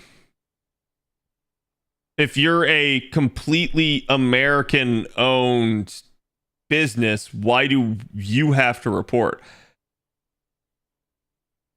What and why are there such harsh penalties if you don't do that? Huh, that's interesting and really weird. And I pointed this out to some of my coworkers because it's like, it's pretty obvious to me when they're doing something like that what they're actually attempting to do is they're actually attempting to build a registry of all the businesses and who owns them. Why? I couldn't tell you, but there's definitely been like some political foul play with regards to business ownership and like taxation over the years. So to me, I look at that and I go like, yeah, no, absolutely not. And so naturally what happened was Finson got sued over this. It got dragged out in the courts for a couple of months because people were like, no, hey, I should not have to report to you. Which is really interesting. Is track what you do in for control. Right. And so this is really interesting because Finson basically ends up going to battle, and I believe they actually won the court case. But I believe there were some stipulations and things that they had to relax. I think also the governmental change in the United States kind of caused maybe a difference of opinion, but they were going to go through with it. And finally, they got about like 5 days, I think, from the deadline of this going into effect. So chat, allow me to clarify. When I say business owners, every business, every owner, like we're talking even your like sole proprietors where it's like, bro, I'm just working out of the back of my garage, like doing some of the stuff on the side. I make like, I don't know, maybe $2,000 a year off of it. You had to do this. It was stupid. It was asinine. Every stockholder, right? No, not every stockholder. Had to be an owner. And they did lay out specifically what an owner was. But like, yeah, like chat, I would have to file one purely because of my stream. Every streamer would have to file one. Every single one.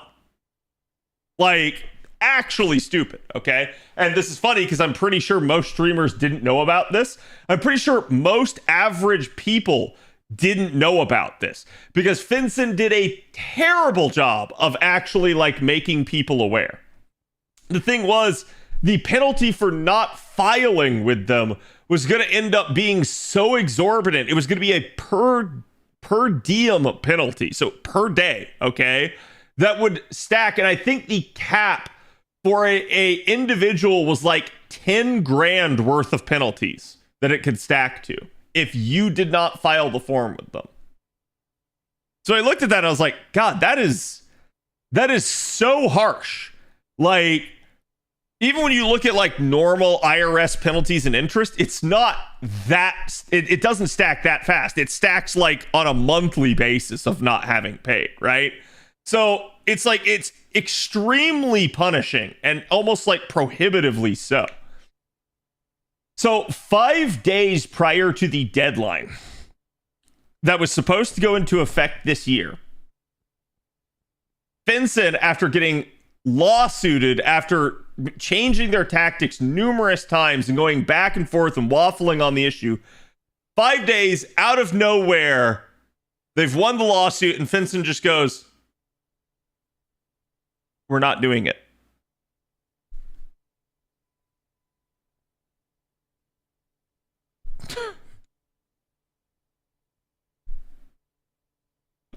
I don't know why. I'm just glad they didn't.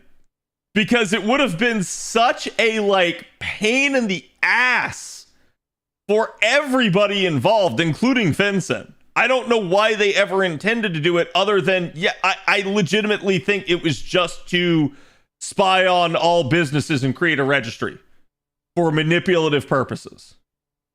It was not due to trying to like catch criminals, because honestly, like, chat, have you ever watched any mafia movie? Okay, those movies are, I'm not going to say like they're 100% true, but they are largely based off of like the tactics that the mob uses, right?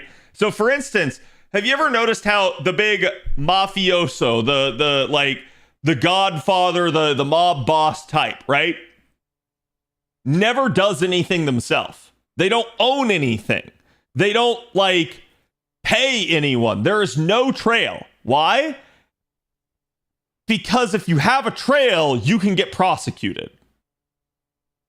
So they do everything indirectly. Yeah, it's plausible deniability. Like, oh, I never heard of them. I didn't know them. Like, oh yeah, I think we met once. Like that's it, right? Like, that's how they operate. So do you think the mob boss owns the business? Fuck no, the mob boss doesn't own the business. Like, the money laundering business out there is owned by one of his underlings. It's not owned by him. You're not catching him.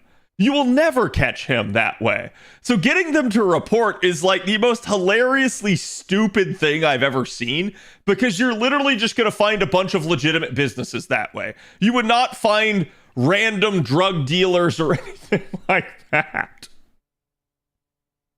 So the only conclusion I can assume from all of this is that what probably happened is probably somewhere in the regime change, somebody got wind of what FinCEN was planning to do, and they said, no, that's stupid, let's not do that. And I think that's why it got pulled back like 5 days before it went into effect. We never heard why. We never found out anything more. And it was like a complete 180 by FinCEN suddenly out of nowhere, despite like fighting people in the courts and like dealing with all this stuff over the past year. It was such a weird thing to me.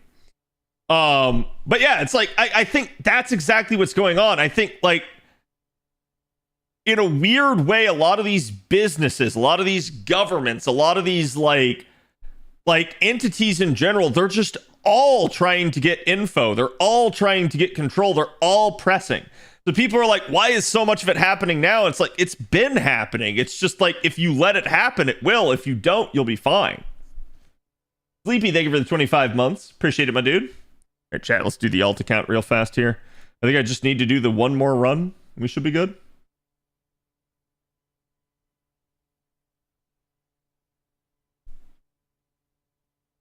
And even if you do, they get off with just minor charges. Yeah, because they can't prove the connection. Want to get shot in the courthouse by some old man with a pistol? Let's switch over here. Do I have Ah, yes, somebody that actually has bronze. I think I literally just need to do one more run of this event on the alt account and it's done. Wait, what is this?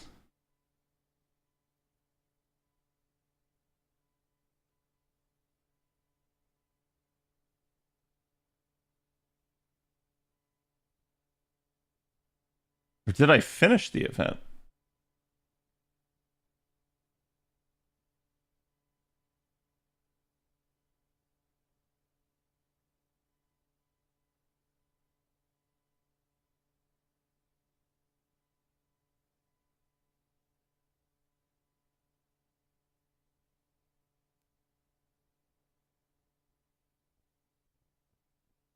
I don't need to buy either of these two. So yeah, I've reasonably finished the event. I guess we'll still run this, but I need silver instead of bronze. Is Cad Florida Man? Cad is a Florida Man, yes. Wasn't the filing thing you were talking about an act of Congress? They kicked the can on that to 2026. No, not as far as I know. That's a different scenario.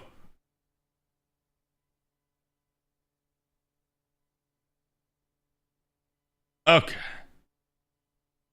Get Josie then instead.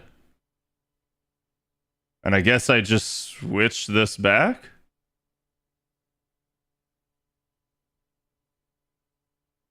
Yeah, I thought I was done.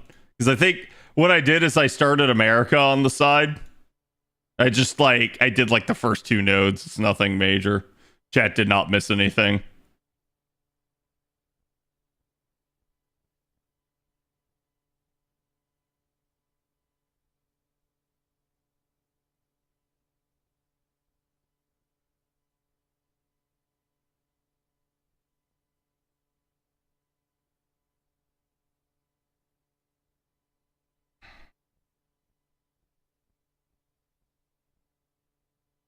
It doesn't matter. I don't have another silver C to take, so.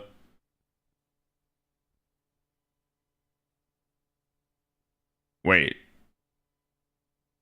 I'm smarter than this. Do it like that way. So far, buffs have been interesting. Wish they got Takasugi got the buff, but still happy for Ishtar fans.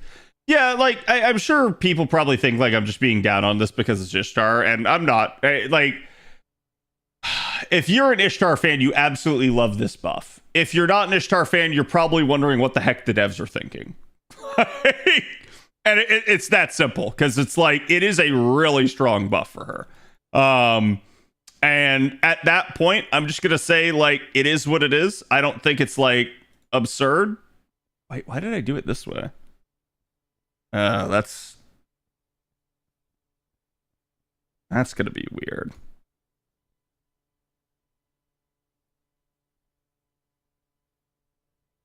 It's inverted, so I have I have Castoria in the front instead of Waver.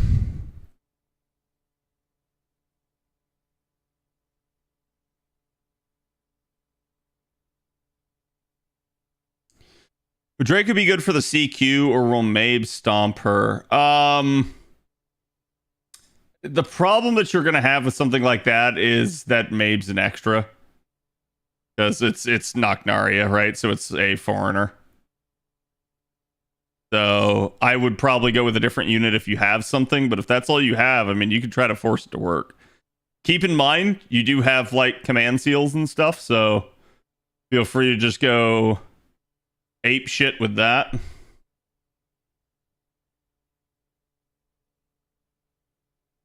I wonder if this is just going to end up being a proper, like this might be the fastest ever run up because of the damage see.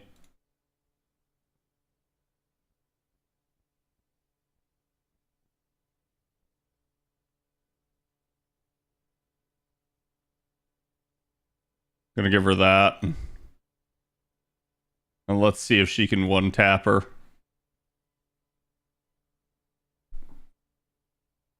Using Ultra Ego? Yeah. Ultra Ego is your best bet. So if you can find like a melt or something on support, that'd be great.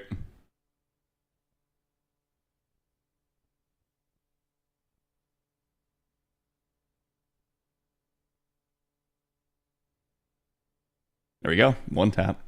Power of a damage sheet, chat. Exactly what we were talking about earlier.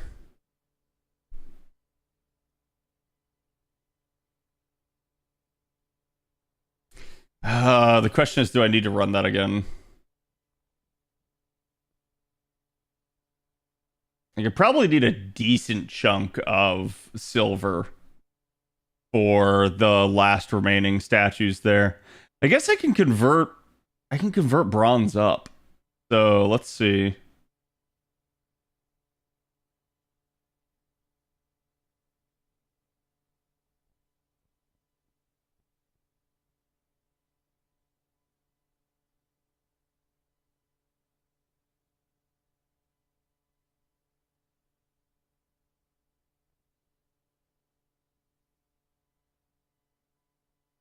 Yeah, so God damn it, I probably gotta do like 3 runs. That's so ass. Welcome back, Seton. Oh, yeah. The CQ really showed me how much my account sucks. I think a lot of the game can revolve around just understanding the mechanics at play. Like, if you guys struggle with CQs, and I'm dead serious, even I as a streamer do this, okay? I will pull up a fight on the side and at least look at, like, what are the break bar effects? What's the, like, mechanics at play, okay? Because that'll help me better plan out the composition in the first place and think about, like, the order of events and, like, what needs to happen where. Yeah, it really is. Again, they tell you on the loading screen as you come into the game, knowledge is power. So you should be using every guide at your disposal. You'll see people like, even I will occasionally like go in blind to things and just kind of like throw myself at it, and I can still make do. Is it great to do that? No, not really. But as long as it gets the job done, who cares?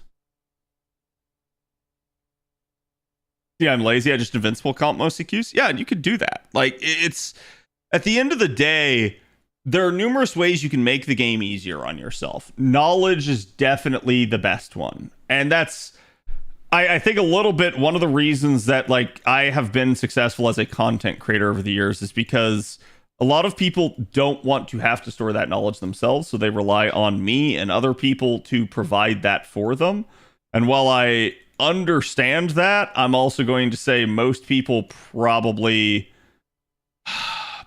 don't actually like want to retain the info, and they don't want to have to learn things about the game. So if you do learn, if you do figure out like the strengths of the units that you have, the weaknesses as well, and like kind of the scenarios that other units can be good in, you'll be so much smarter in this game. And it's why like a big chunk of my content is on like unit analysis and trying to teach you guys how to utilize a unit effectively, because it matters so much. Like, the more you know about the units and their strengths, the stronger your account will be. And that sounds weird to say, right? Because I didn't just tell you to like come up with some new thing. Actually, I'm just gonna go ahead and send the NP. I literally have like not a full 90% charge there, but quite a bit.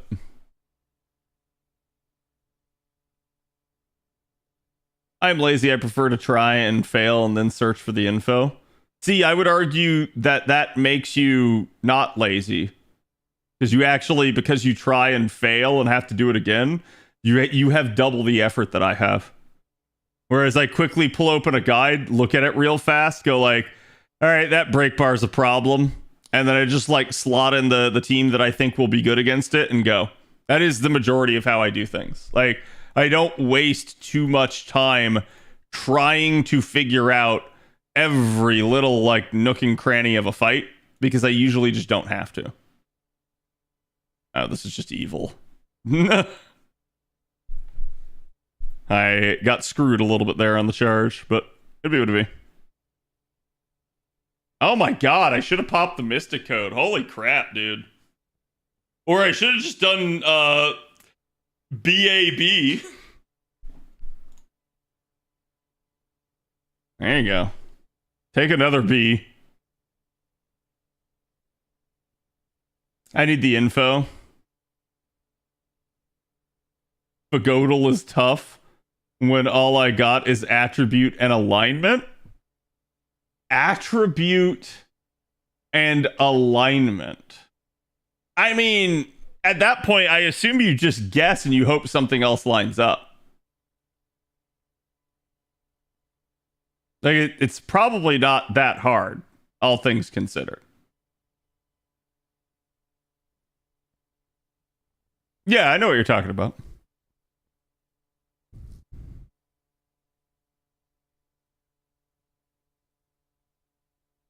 And then emulate your strats. It's how I learned that Writer Murasaki was great. Yeah, that's one of the reasons I try to occasionally use like the lesser used units for you guys.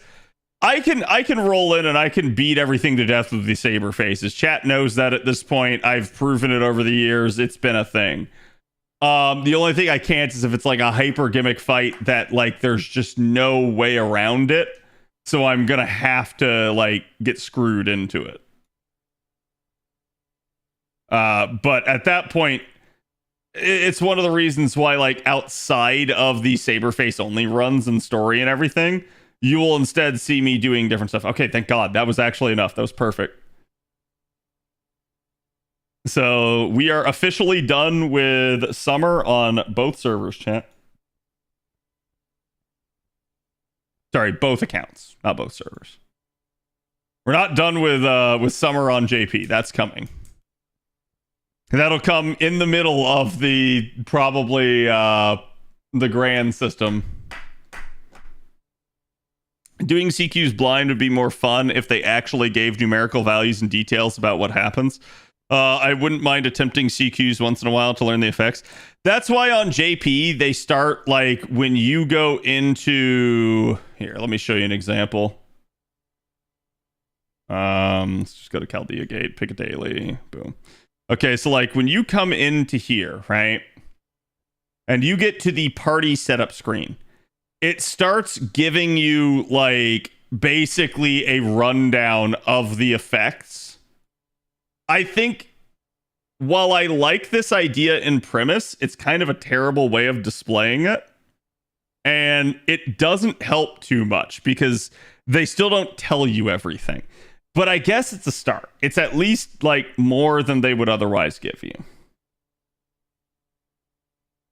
He did JP Summer early? That's right. I know who all the Summer units are.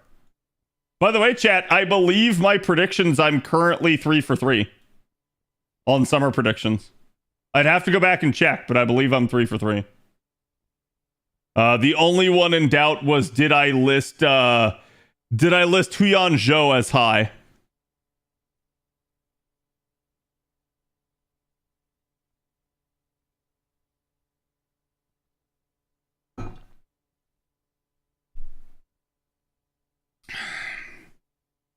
Advanced Quest pop that up for your example? Yeah, exactly. But yeah, I also think like when you're in the node and like you see it's like, oh, it's a berserker, and you like you depress on the like the unit's name and card and get the card pulled up, and it's like, to me this should give you more info about the unit that you're fighting. Like the one thing that they've given us now is you can see the unit's attribute. So like star, man, earth, that sort of stuff. That's the one info they've given us. And I'm like, I'm happy that they gave us that. Please, for the love of all that's holy, give us more. Like, we need more in like, how should I put it? Like in battle data. I feel like the less data we have, that's a thing. And they could even make that a gimmick where it's like maybe you go into a fight and you don't have that data. Like, oh, all of a sudden it's like blurred out as like a gimmick. So it's like that could be a thing, and they could turn it into like a mystery fight. I would hate it, but the devs do like their question mark nodes, so it is what it is.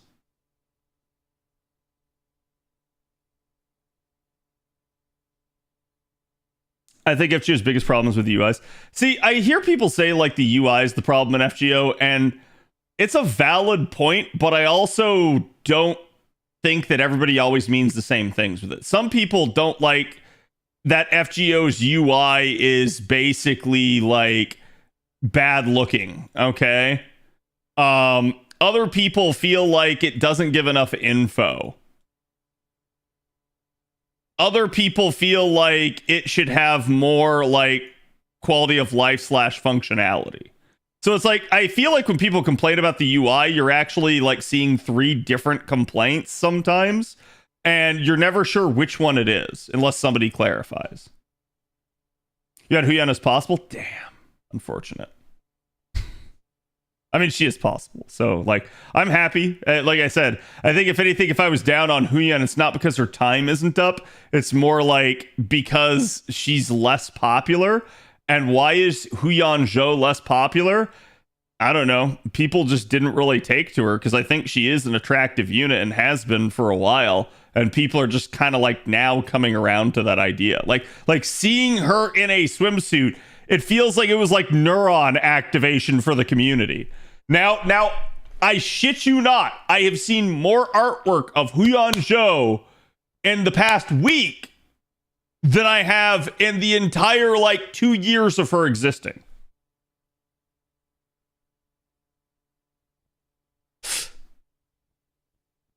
Skin dentation, so overdrive? Oh, you want to see some skin dentation?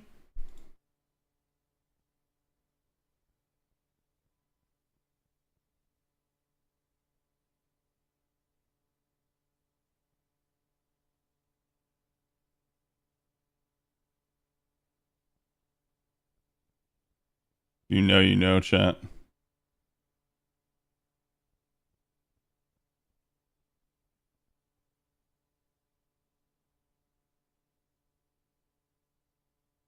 Sorry, not that.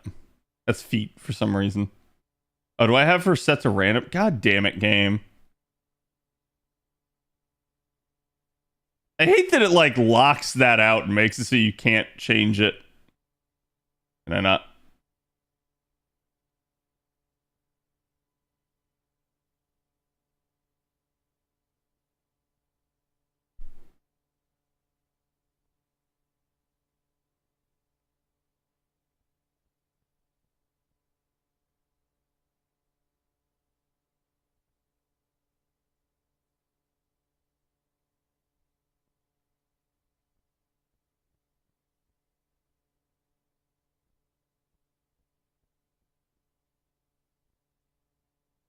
And that's why I have her in random chat.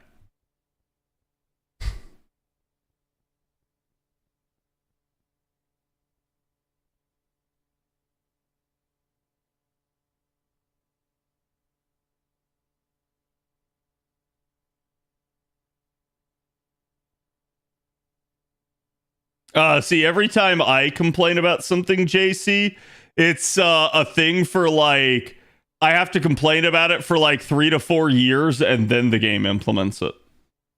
Because unfortunately, I realize things way too fast. Case in point, coin fix.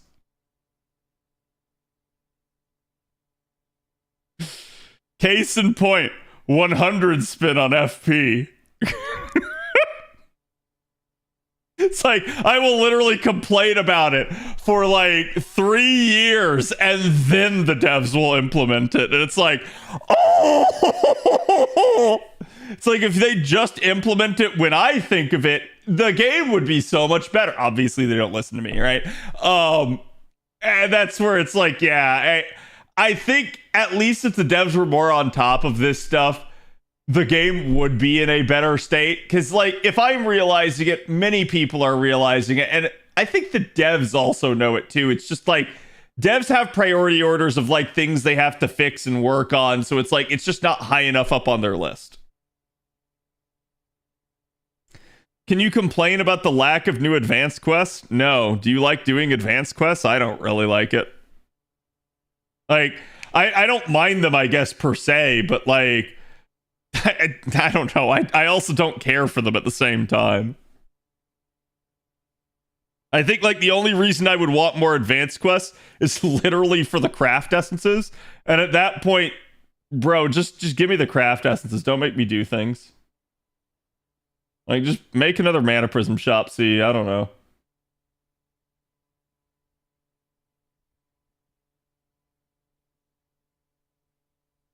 Okay, chat, we do the Memeorial quest, but I gotta do the buff analysis with you guys. Otherwise, I will not get to this.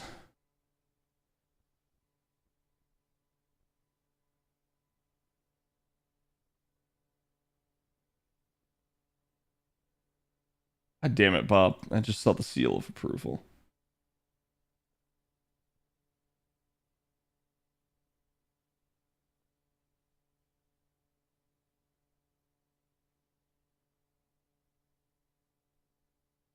Wait, Bob, I don't know if you're here, but did you delete one of those?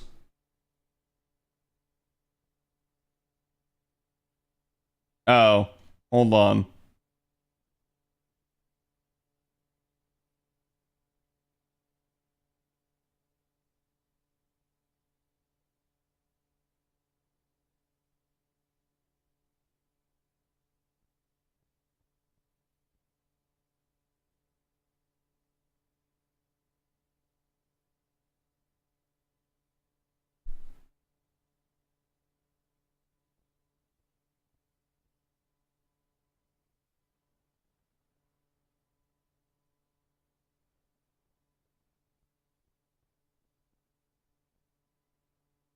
Bro, I I don't know. Like what is this like bullshit pop-up crap that you're doing, Google Chrome? God, I want to delete that shit so fucking bad.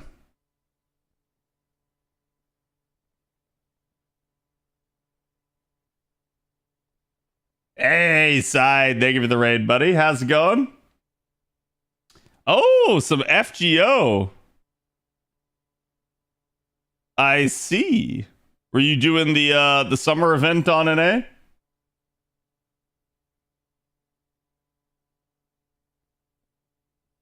And welcome everybody from Side's stream. We're just getting set up here to go over the buffs for the new the units that just got buffs on JP.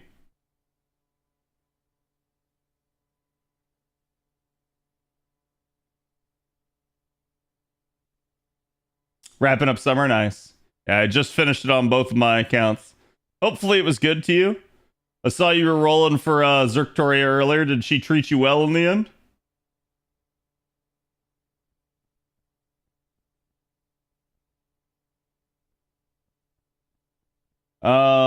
Okay, so I'm going over what you sent me, Bob, because I'm just trying to make sure that like I can explain this.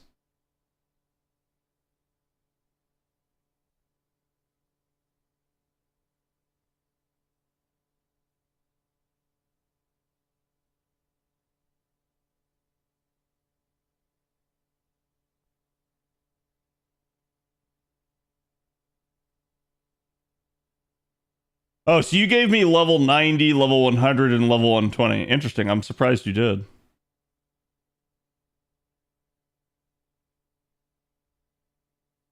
Trying to scratch up more rolls. Stuck it in before it now. Oh, no. Yeah, hopefully you can. You still got like 2 days, I think. It's Ishtar. Why is that surprising? Oh, is it Ishtar? It says seal at the top.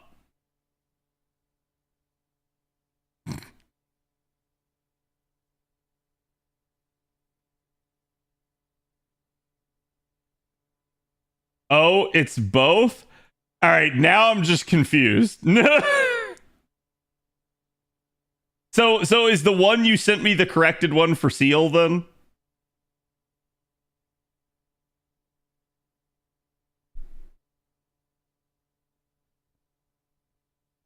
Yes, it was missing a row. What?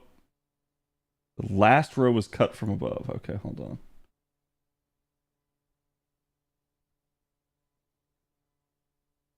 I see. Okay.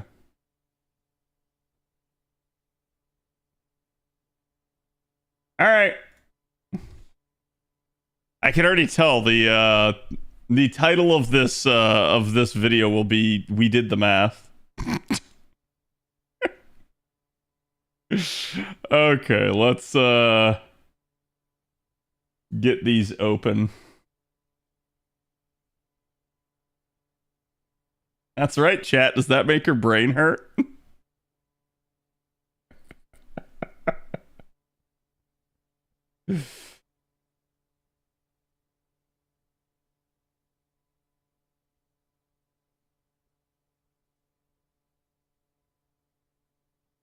Okay, where is he?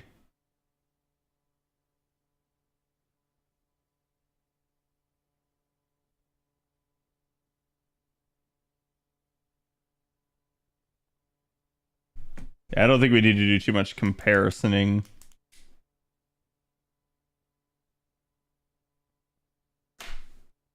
All right. Let me drink. This one, thankfully, chat, this one's not going to be like too long.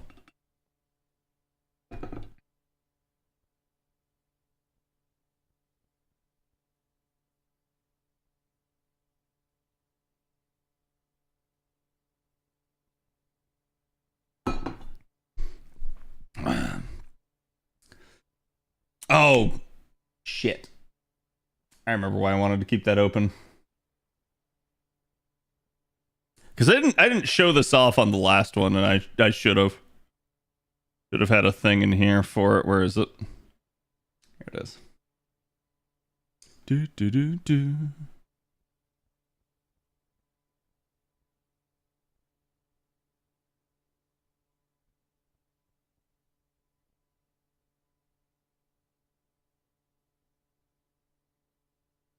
Hey guys, my name's Kadroth, and today I'm going to be talking to you guys about the Servant Strengthening Quest Part 19. No, that's a shit opening. We're just going to restart that. What?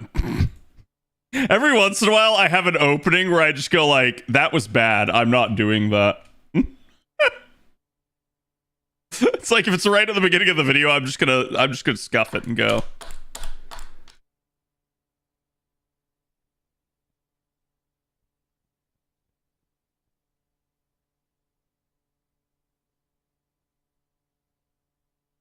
Hey guys, my name's Kadroth, and today I'm going to be talking to you about the newest Servant Strengthening quests on JP here with the anniversary. We did already talk about the day one buffs to Muramasa and Medea here, and both of those buffs were, as I already categorized them, pretty strong buffs. In at least Medea's case, she was definitely a unit that desperately needed it. Muramasa himself, I think there's a little bit more of a debate as to his like kit being really good already and his, ability to loop with Black Grail and his damage output being pretty stellar already to begin with as well there.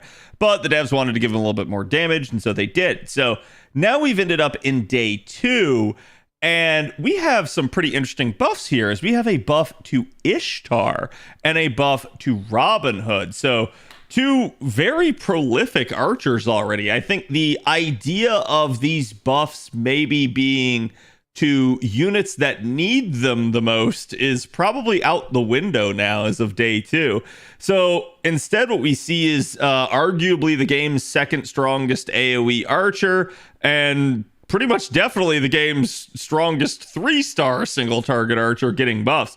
And that's kind of odd, but I can definitely think of ways to contextualize it and categorize it. So I don't think it's like that absurd that either of these two get a buff. We're going to talk to you guys a little bit about it and kind of what the buff does. We'll try to keep this a pretty short video though otherwise. So Ishtar gets a buff to her 3rd skill. It used to just be Mana Burst Gems. Now it is Jewel Formation of Absolute Fortune. Just a very more, robust name there. And they made the skill a lot more robust. This was her delayed attack up on as low as 3-turn cooldown if you had the skill Lord. So naturally, in the Koyan Sky system, this was a skill that you could pop on all 3 turns, though unfortunately, due to the delayed nature of the skill, you could not get the impact of the 3rd pop due to the fact that it would happen on the 4th turn instead if you're in a 3-turn environment. So this is an interesting one because they come back in here. And again, this just starts out as an increase for the attack after 1 turn for 1 turn of 50%. Just already a strong skill nonetheless. And it's something that we could pop on and get the activation for turns 2 and 3. Now they come in and they say, hey, we're going to basically give you the seal effect, or another way that we could categorize this is the Olga effect, since Olga has just recently come out on JP and she has another very similar effect on her stuff. So this is going to increase increase her own attack still, but it's going to basically allow her to lock in her own deck for one time, one turn, but this time it's after a turn. So it's not the turn that you like depress this on. You don't get this that turn, because if you did, the insanity of this and why they probably didn't allow this, because this is my first reaction to the buff before I realized it was delayed, was that Ishtar could have locked out her cards and gotten all 5 of her cards 3 turns in a row. And I think the devs looked at that and they went like, no, that's too strong. Let's not do that. However, I think putting it on a 3-turn skill is too strong. So a little bit, like, if you're an Ishtar fan, this is an amazing buff for you, is I guess the way to look at it. If you're not, you're probably going like, what the heck is this buff, devs? She can lock her cards in almost every single turn, and she can kind of keep doing it due to the low cooldown. So this is an absurdly powerful skill, and it's kind of wild that they've managed to do this. Now, you can see it does have the cannot activate if only one party servant is left on the field effect, but let's be honest, that doesn't matter, because then she would only get her cards. And this also now has the additional effect of increasing her own buff success rate by 20% for 2 turns. Why does that matter? So it's on the turn you press the skill and the following turn. And that is significant because Ishtar's second skill, everybody knows it for the fact that it's a 50% charge, but a lot of people forget about the fact that it has an 80% chance of having invuln, pierce, and invulnerability itself for 1 turn on it. So this now guarantees this effect to occur. This makes her survivability just actually guaranteeable, and it makes the invuln pierce guaranteeable. This makes Ishtar a little bit of a monster at this point, because not only is Ishtar already just strong as an AoE archer, but now you've just literally given her even more firepower as a single target, as well as making the survivability far more consistent here. So I look at this and I go like, wow, this is just such a strong buff. I'm sure people are really, really happy for it. I think if I'm going to complain about one thing here, it's that I think a lot of people would have maybe liked to have seen some of the clunkiness of the delay effect removed. Maybe make it a little bit more like, almost like Melt's buff, where it is both the turn that it gets depressed on and the turn after, or who knows, just make it, instead of a delay, it gets upgraded and now it just occurs on the turn that you use it. I'm sure people would like that to a degree, but I think the devs just said, no, we're just going to basically give her this effect because a little bit, I think this is designed to help ward off and fight off some of these external, like, challengers to this niche that is units like Seal or MHX or Double X or something like that that are going to come in and try to, like, erode the actual archer niche. And to that degree, does this do that? Yeah, it does. This absolutely helps Ishtar. I think the question mark for a lot of people is, why did you do this to an AoE and not a single target? Like, the single target archers are just dead in the water at this point for the SSR variety and higher. Not in the sense that they're unusable, but just in the sense that damage-wise, they are completely outclassed by just about everybody. And now you already had Gil power creeping them to an extent here. Now you definitely have Ishtar power creeping them. So they're even getting power crept at this point, not just by external units, but also now by the AoEs in their own class. So it's not a good time to be a single target archer. Hopefully Lasingle realizes that and does something about this. But you came here to know more about the Ishtar buff, so let's talk about that. Now, on screen, you guys should be able to see the numbers that we have calculated. We did the math. We sat down, basically. I had one of my buddies run through this because he loves to model the carding. You guys can see the proof of concept here. It may be a little bit small on your screen, so hopefully Okayist makes it nice and big for everybody. But you can see it is a lot of data here, but the understanding of this is that Seal's carding power has quite a bit of capability in the end, depending on the level of her, depending on the cards that you choose, and depending on the actual like RNG of the damage roll on each card. Because again, you do have the plus and minus 10% damage variance on just about everything that you do. So naturally, there's a lot of firepower there. But to explain this stuff in context, this is a little bit of neutral number. So now on screen, we're showing you guys the Ishtar numbers. And just for comparative sake here, down at the bottom, you guys can see again those average carding numbers.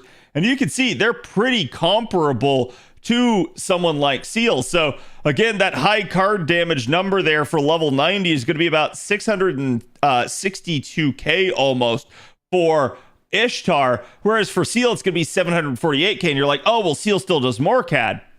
True, but this is neutral numbers, and against a Saber, neither of these two are neutral. Ishtar has a 2 times modifier, and Seal has a 1.5 times modifier. So in the end, Ishtar actually will do more, but this is definitely pretty darn close. And let's be honest, the fact that Ishtar can do more single target damage arguably than Seal is kind of disgusting now. So let me know what you guys think about this buff. I'll be curious to hear you guys' thoughts. Definitely, she's going to be a fun unit to use, and my NP1 on JP will absolutely be happy to have this buff. But it is an interesting one, and I really got to wonder what the devs are thinking balance-wise with something like this. So let me know you guys' thoughts in the comments. Now, next up here, we have the Robin Hood buff. Robin Hood is another interesting one on his own. He's long been held as sort of just the best damage dealer for the single target archers of the low star variety.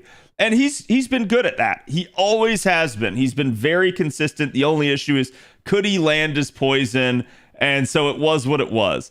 But they kind of come in here and they buff his golden rule, because his golden rule was kind of his weakest skill. He basically had the two hit arts cards. His MP gain rate wasn't bad, but he didn't have any charge. He didn't really have that consistency. So unless you got the cards, you probably weren't getting him back to an NP, especially because his NP is a single hit NP. So you're not likely to get a whole lot of refund with him and get back to another one. So he had some sort of like consistency and like repeatability issues baked into his kit.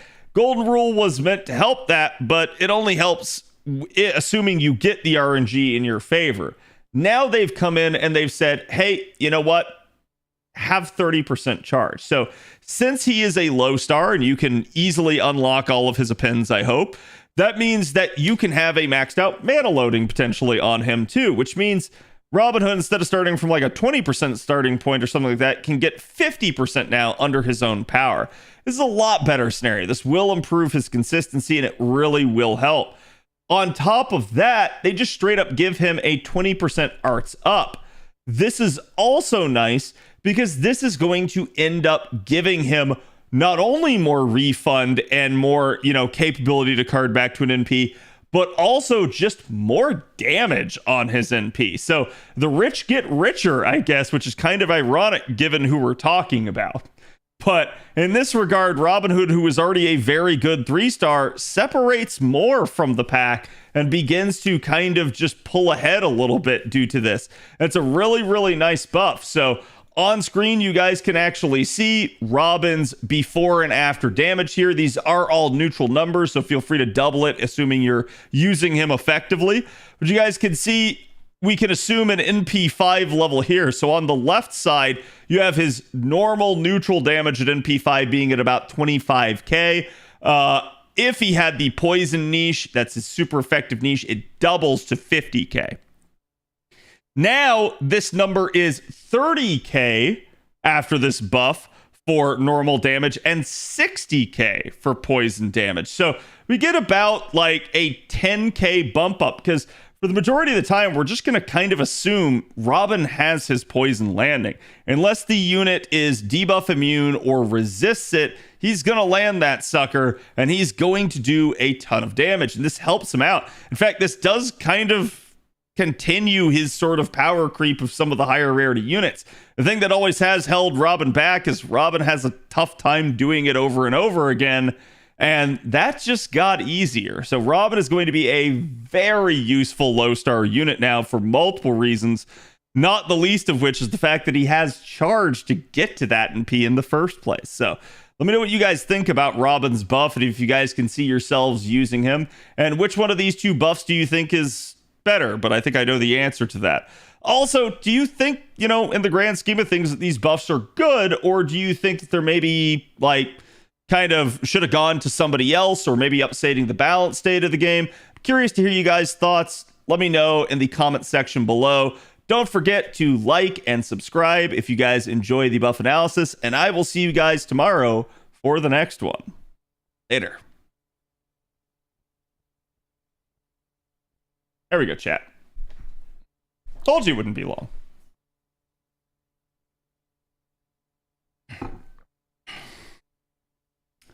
It's a sad state of affairs when a 4-star NP1 archer does more damage than an NP1 archer of any 5-star.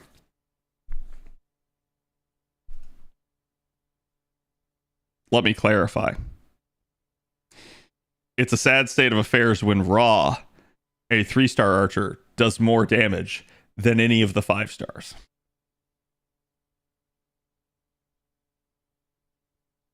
Perfect song timing.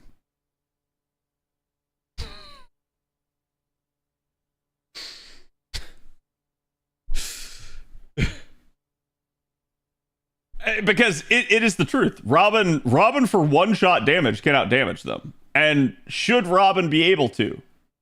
No. No, he shouldn't. We've seen this happen before in the game. We've seen the single-target sabers. So both Bedivere and Caesar got buffs pretty close together at one point. And at that time, none of the single-target sabers had an NP interlude, except for Nero Bride. Sound familiar, chat? Almost like none of the single target SSR archers have an NP interlude other than Artemis. So both of them finally were able to deal more damage than all of the 5-stars. And that was when the devs finally went, fuck. And their next response was to buff Musashi. And everybody screamed that the Musashi buff was too strong. In retrospect, it's not. Perfectly fine. And I think time has kind of proven that to a lot of people. The Musashi buff was not too strong. The Musashi buff was A-okay.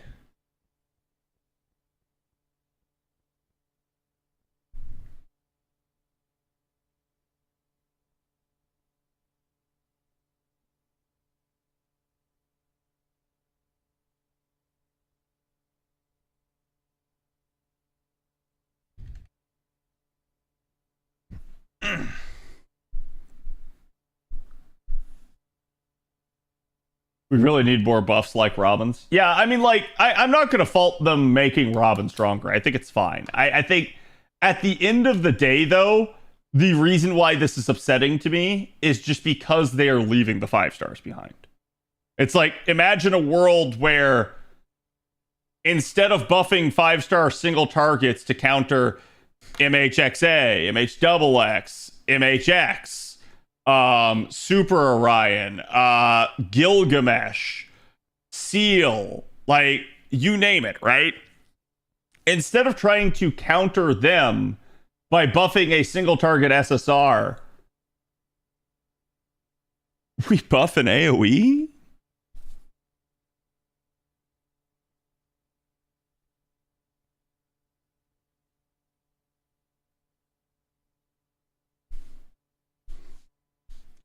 Okay. What else did I say I was gonna do? Oh, Memeorial Quest. And like I said, we could talk future buffs after that too. So much for a nap. I fully passed out. SMH. Now you have to help me get through this. Wait, why am I full? Ain't no way. Ain't no way. Actually, I have 137 Lancer 5-star embers. Yeah, we can do this. Ah, game! Game! That's not the right one.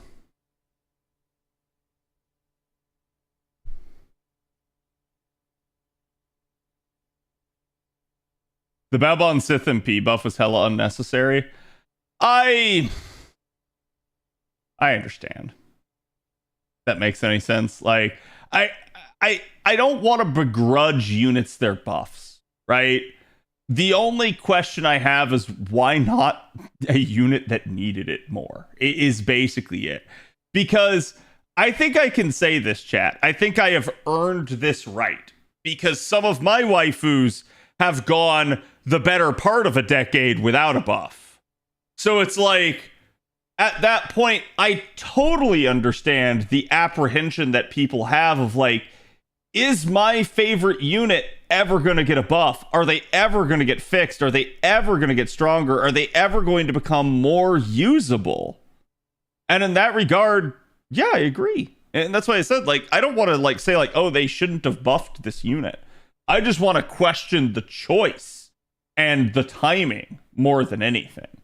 Or maybe the manner in which they chose to buff the unit. But like, believe me, I'm at the point where I'm just going to say buff them all. If you're the top dog of your like class and NP type, no, you shouldn't get a buff. But if you're not the top dog, I don't have a problem really with you getting a buff. For the most part. I think the game just needs upgrades. And it needs as many of them as it can get. What am I fighting? I'm like scrolling through here and I'm not even looking at this, so. Oh, Durga. The Durga. Okay. Remove all defensive disadvantage on self. Joy.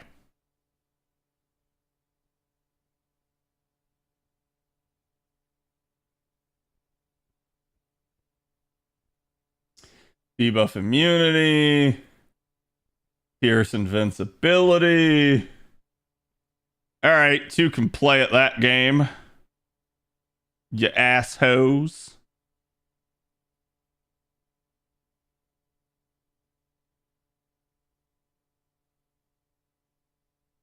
Blah, blah, blah. Wait, what was I doing? This is my farming comp. I don't want to use that.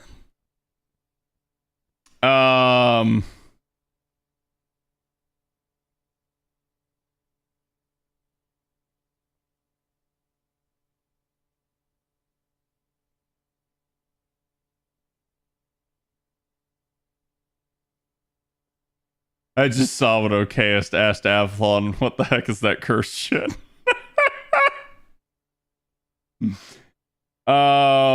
You know what? I think this is a job for Super Draco.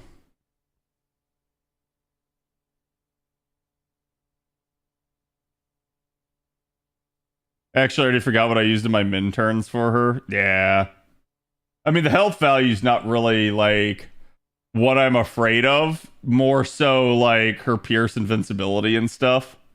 Also, doesn't she instant charge? Yeah, she has the guts. That's what it is.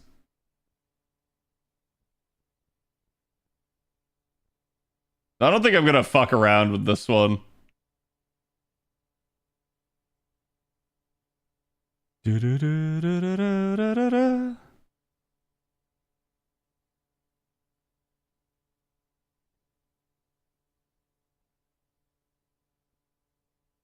Oh, that's so nice.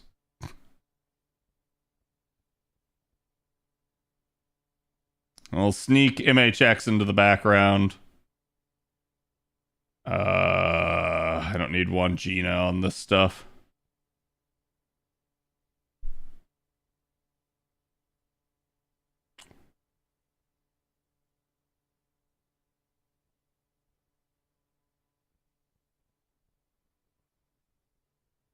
Wait, Durga's not going to invuln me, right? Oh, she does get invuln.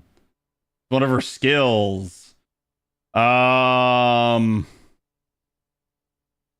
Ooh. I mean, I should be okay.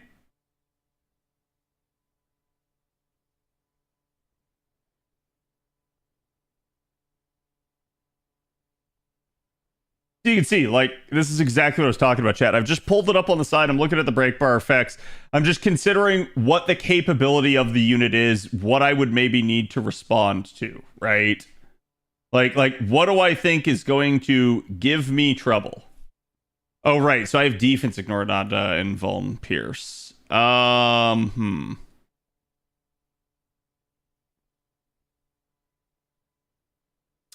And Proto with Proto having a Tansi. Yeah, I don't think it's a terrible idea, actually.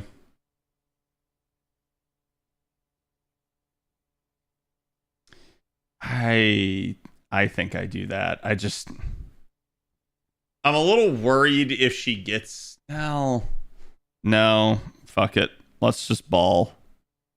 Let's ball, chat.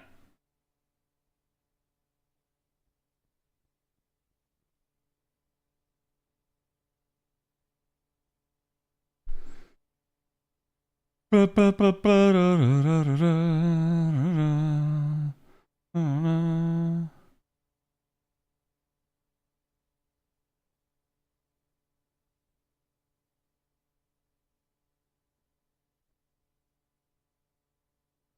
god, what did I select?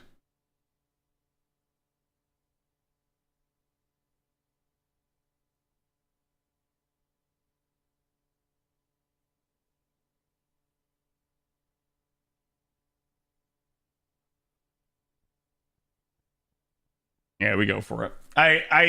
I'm worried if I switch to the invuln PRC, I don't have the damage, so that's why. What was the take on the Ishtar buff? Why not Erish? I mean, it's a good buff. It's like, it's absurdly strong for her. I think, like, if you have Ishtar now, like, in a weird way, you could argue you don't need a single target. And that's probably not a good thing for the game. But I'm sure it pleases Rin fans, right? So, like, I can't argue against it from that standpoint. Just simply that, like, because of this, I really questioned the choice to buff Ishtar. But I can't, like, begrudge Rin fans their, like, attention, because they desperately need it at this point. In the same way that, like, so it got brought up, chat, and let me know what you guys think about this idea, but it got brought up of, like, hey, what if it's a Sakura face summer? And I literally, like, it almost, like, triggered me. Not because I hate Sakura or anything like that, because I don't. But it triggered me because I was like, holy shit, it's been all Sakura faces lately. Like quite literally, plus the prior summer was a Sakura face summer. So, like, if they did it again, I would be like, oh my god, dude. Like, please give the Ren fans some love. Please give the Artoria fans some love now. Like, it is what it is. Okay. That's not the best.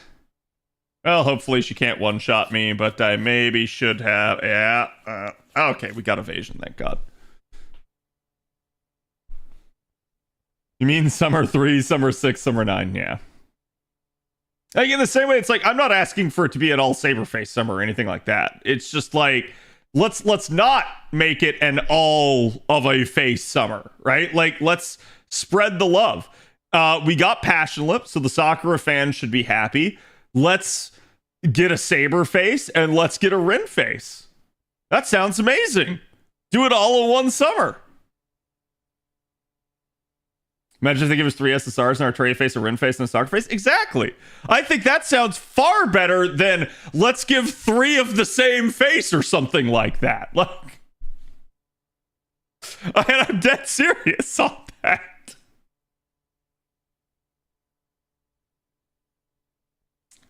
I have a sneaking suspicion. So wait, was this?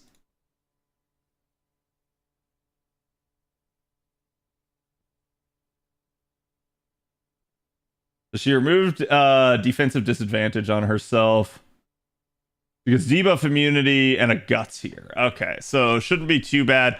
I'm a little bit worried she's gonna like charge and instant NP me. If she does, I'm just gonna go ahead, go out on a limb and say I would scuff. But I think we'll do that. Stun is good here. I know. I'm sitting there thinking about it and going like, man, unfortunately I didn't take the Mystic Code. I think Cad wants an all saber face summer. He needs some funds to feed the doggos. Yeah, I mean, like, if you were to tell me, like, selfishly, like, Cad, you can pick the summer units, what would I pick? I would pick all saber faces.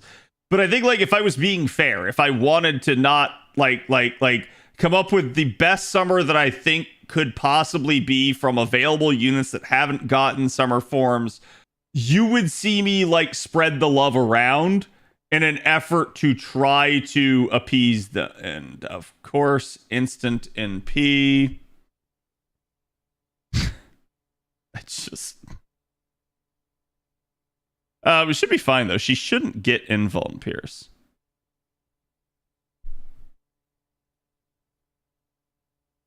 You had it as a force MC. Oh, you're right. It is, isn't it? Wait, no. No, didn't I plug suit? Oh, right. No. Yeah, this is the super plug suit. Oh, fuck. I forgot about that. My brain, like, deactivated because of that. I forgot that's the case here.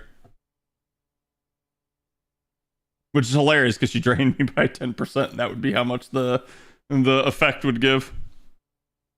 It'd be interesting to see a Reigns Estrella summer.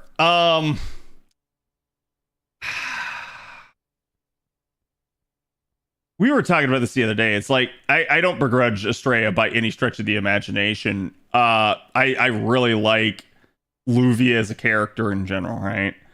But I do gotta wonder, like,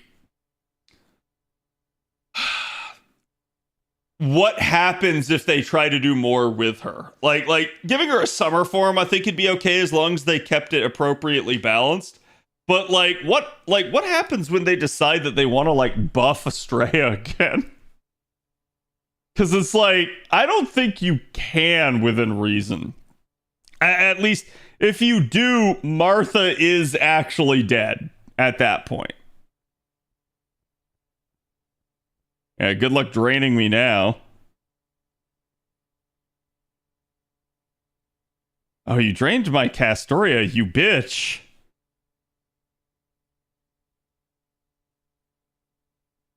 Make her arts 3 turns. I mean, like, and something like that would be nice where it's like they give the unit quality of life instead of just more damage.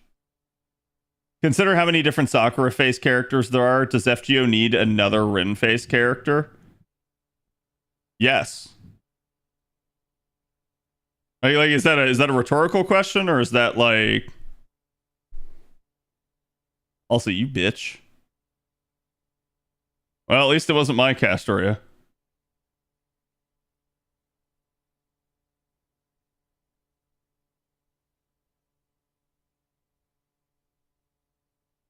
I shouldn't need the buffs here.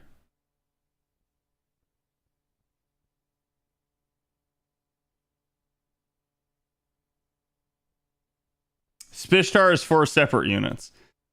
So, like, yeah, I mean, I can make a Rin face joke all I want, right? But, like, all seriousness aside, it has... I've talked with Bob about this, because Bob loves of Rin, obviously. So it's like, I think it's really weird to me that, you know, obviously coming out of Extra, you have the Sakura 5.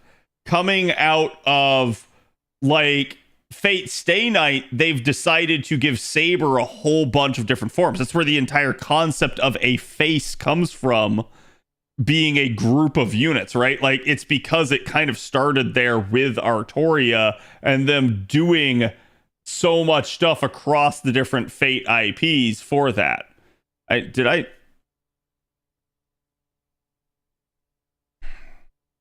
Woman, I swear to God, can we not just bullshit instant charge every single 2 seconds? You did no stun. No, I know. I'm stunning her, chat. It's happening. Because holy crap, you just can't, like, trust this woman. Game crashed. You can't now. Oh, right. She's debuffing. Oh, no, dude.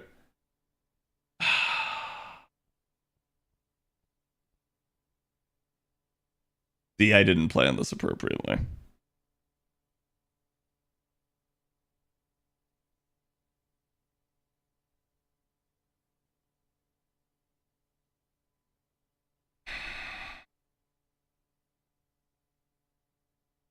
Yeah, it is. Fuck. Okay. I was trying to make sure it wasn't just like charm resist or something. Well, I have two choices. One is to scuff this, and then I delay us talking about the additional buffs. Or two is I do what every sane, rational individual would do. And I tell Durga to fuck off.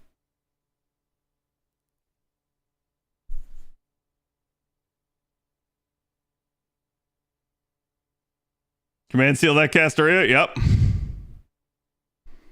I mean, it is what it is.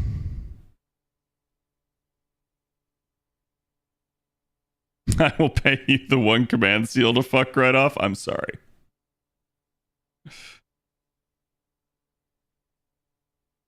Yeah, this is no slight towards Durga if chat likes the character, but fuck this fight. Oh, now we didn't break that.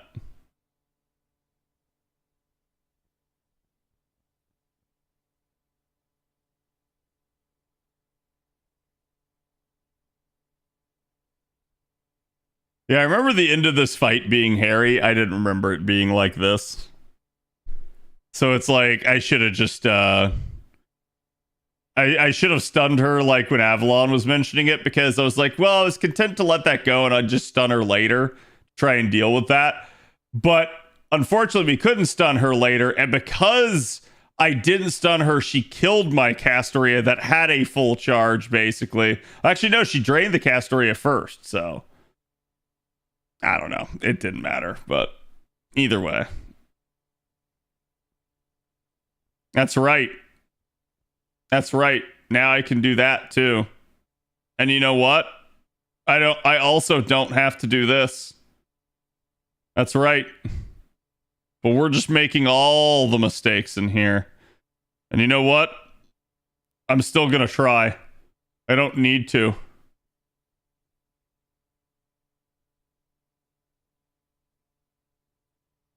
Can I style on you with my MHX? No.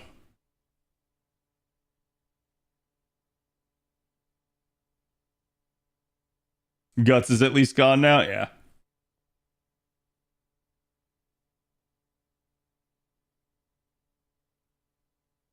I don't know why, but I just wanted to, like, after the crap that she pulled and making me use a command seal on an account that definitely should not have to use a command seal, I basically was like, no, I kind of want to be petty. Is Summer Space Beach Arist also 3 different characters in one? No. But to be fair, we don't have, like, the story development as much for that. Because, like, that summer event is focused a lot more on, like, BB as to my understanding.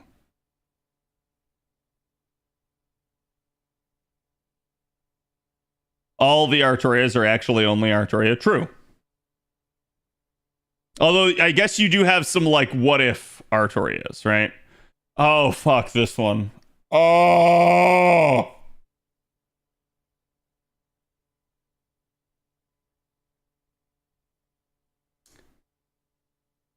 God, I hate this fight.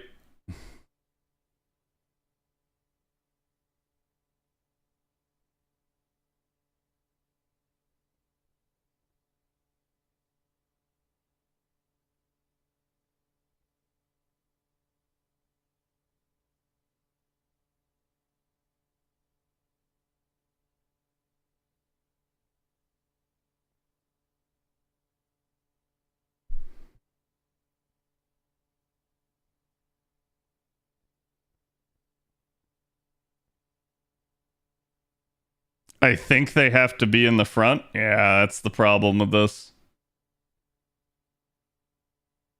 Oh, wait. Hold on. Is this the really bad one?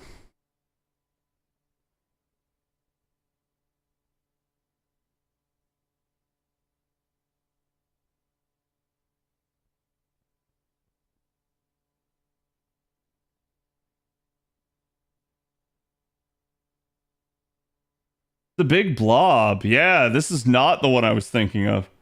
This isn't where we fight the Hakunans.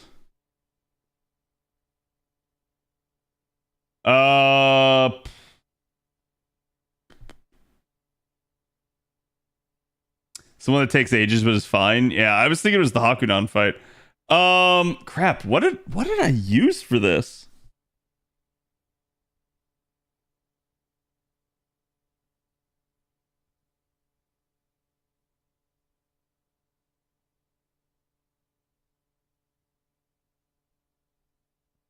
You had the male in your party. I know. That's why, like, that's what triggered me to be like, wait, this isn't the fight I'm thinking of. Probably Bunny. I mean, you're probably not wrong, but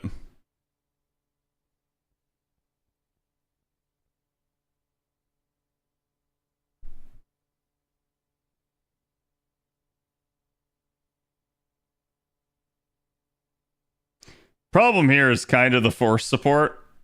Actually, I think we're gonna do it like this. Wait, what is the blob? It is man attribute, no alignment, no gender, immune to pigify, super large, threat to humanity. Wait, it's threat to humanity?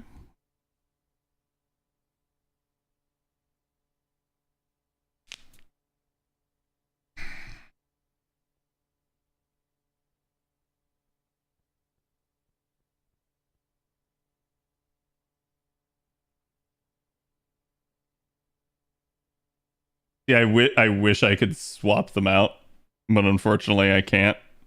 Not that easily, anyways.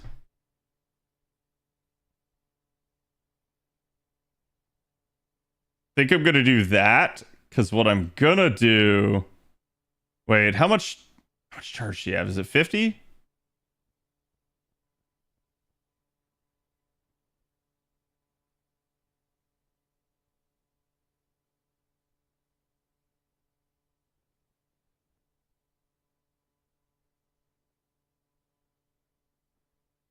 Yeah, 50.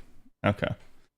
So she probably needs a good 50% CE. I'll do that. I'll do...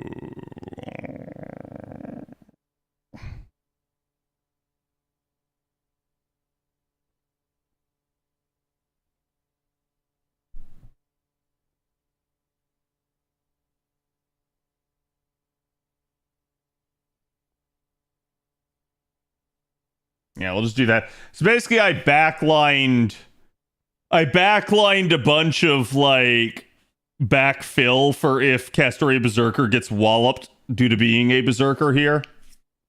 But it's a Grand Castoria Berserker. This should do work, right? God, I did not remember this fight. It's because I've had to fight the Hakunans multiple times now. So that's what I was just assuming it was.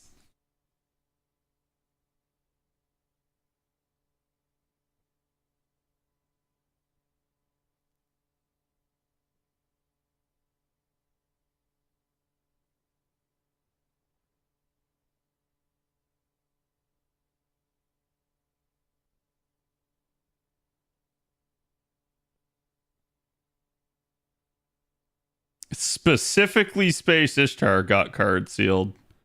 And only the Buster card. I don't remember that gimmick.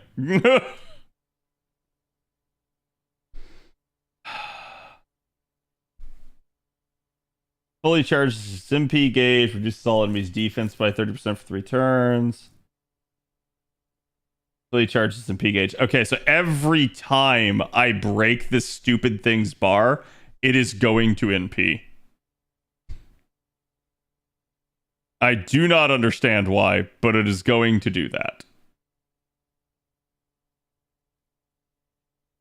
I can card shuffle. Actually, yeah, chat, I forgot. We have another unit that can lock cards, basically.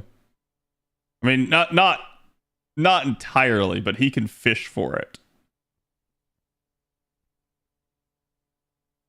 Okay.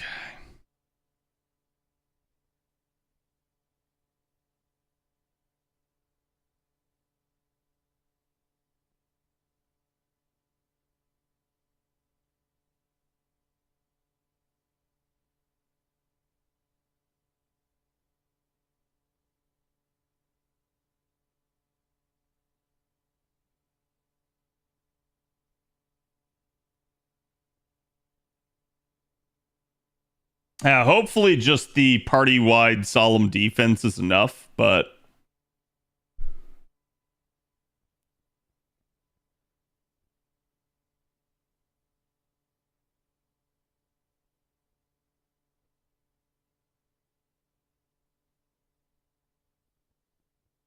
Okay.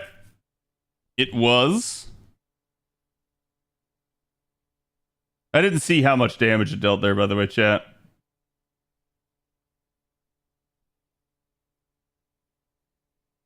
Oh, now it gets... Wait, what? Why did it get the defense buff? That's not listed on here. Oh, wait, it is. It gets 500% MP damage resistance. Whoa! 500% MP damage resistance, debuff immunity, 500% MP drain debuff resistance. Wait, what?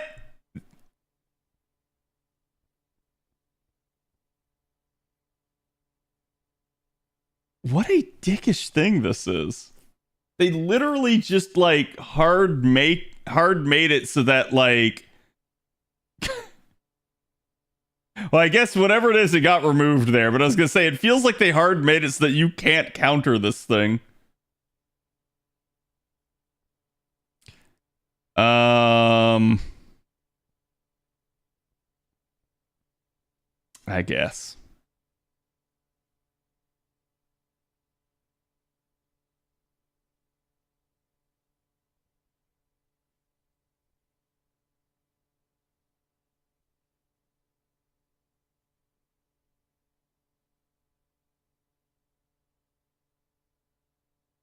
It should still be enough. 892k damage, by the way. Yeah, I didn't even think about it, but it's like this should be massively overkilling it because I get anti-threat to humanity on Castoria Berserker, and Castoria is targeting Castoria Berserker with a skill that gives anti-threat to humanity, so it's gonna do a thing.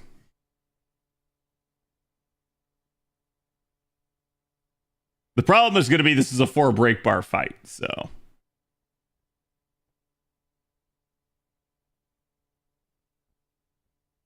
But at least it's NP kind of low-key negated. Also, chat, wacky waving inflatable tube man.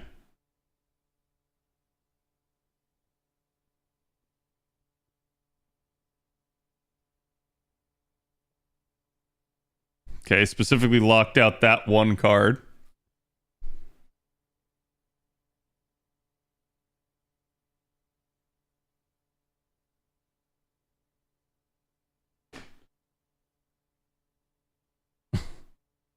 Looks like he's giving back shots to someone, right? Oh, also, I'm sorry, chat. I realized I still had the camera background.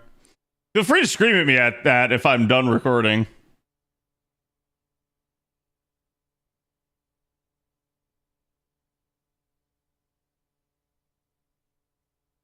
Yeah, Castoria Berserker is perfect against something like this. And, you know, again, this is yet another example of where, like, she's just redonkulously strong and why you want this unit. Like... You don't have to utilize her here. You don't have to go with this particular solution, but like, it is what it is.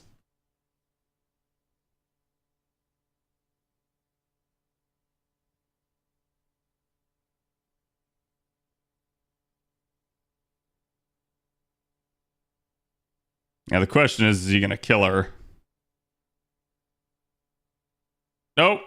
God, yeah. No, that's right. The zoom out on this fight is fucking absurd. I forgot about this. Okay, so I can full send this. I don't know that it actually will kill, but we can try.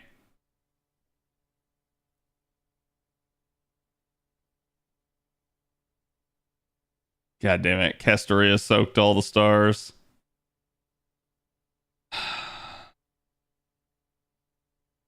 Yeah, at this point I go Mighty Chain. He's still got the guts is the problem. And he gets his full HP back. This fight's just kind of annoying. Cause like the issue with it is the force support more than anything. And that's kind of why I backlined rulers. Is so that he'll at least have a harder time dealing with them.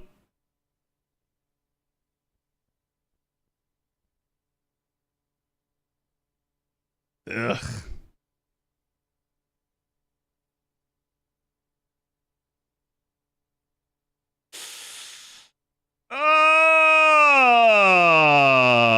Wow, that was close.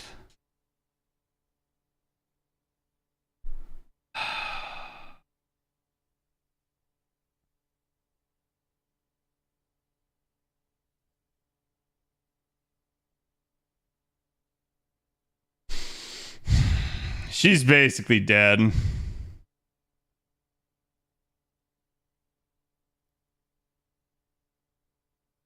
The zooms, yeah, it's kind of annoying.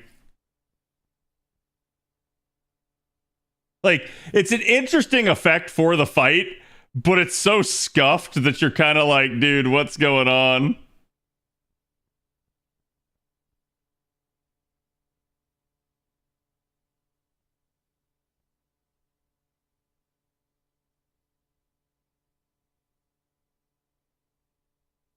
Okay, there we go.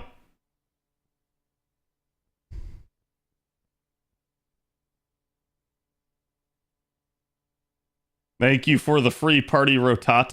I don't like the buff block there, though. That's just evil.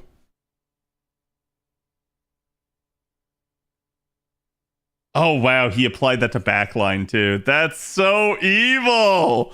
What the heck?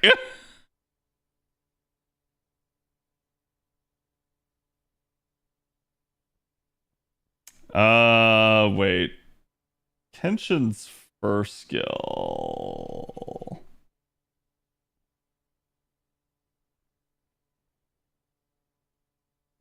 Yeah, it's worth.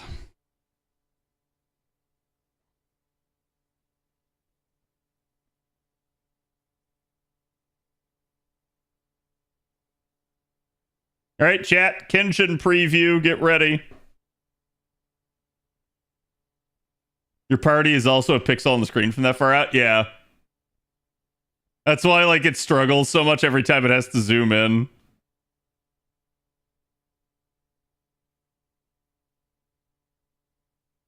Now I gotta do it again.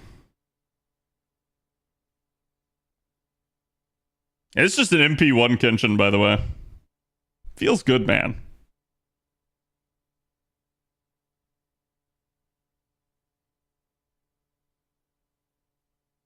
Oh, thank God. No. Thank God. I was worried that I wasn't going to get hit that second time.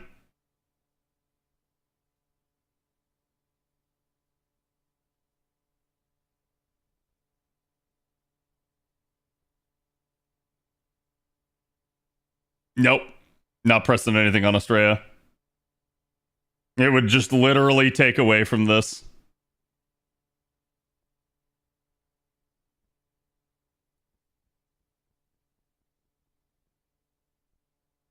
Nana Mizuki getting in here and slapping.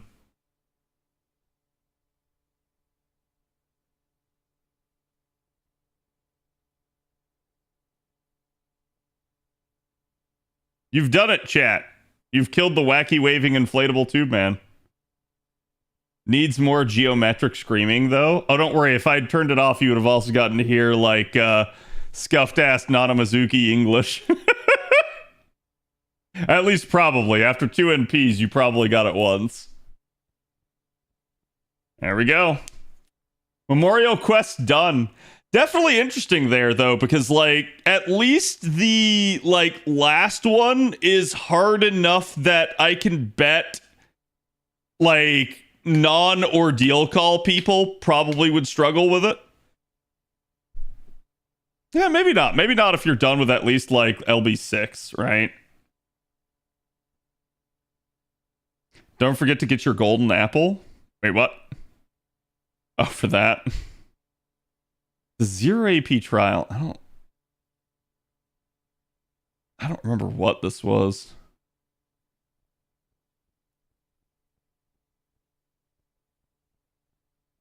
Oh, is it just a trial for everybody on Oh my god.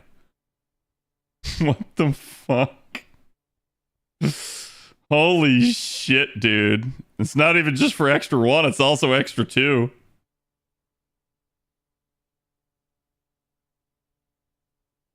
No!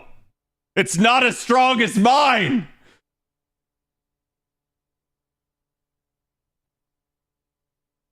How am I supposed to use this? It's literally unusable.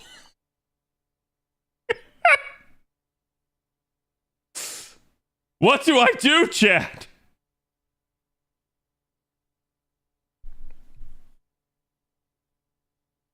The 100 banners on JP is really funny to look at. It's kind of like, I understand, but also at the same time, it's like you can throw all those banners out, but it's like there's a point at which there's diminishing returns. Like they're not rolling. Well, chat, I don't like these cards.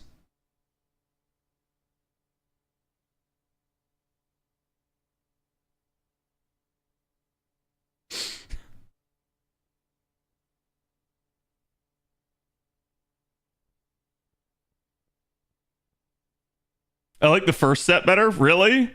I did get some bad RNG there. On the plus side, starting off with 300%. Yeah, that's why I'm abusing it.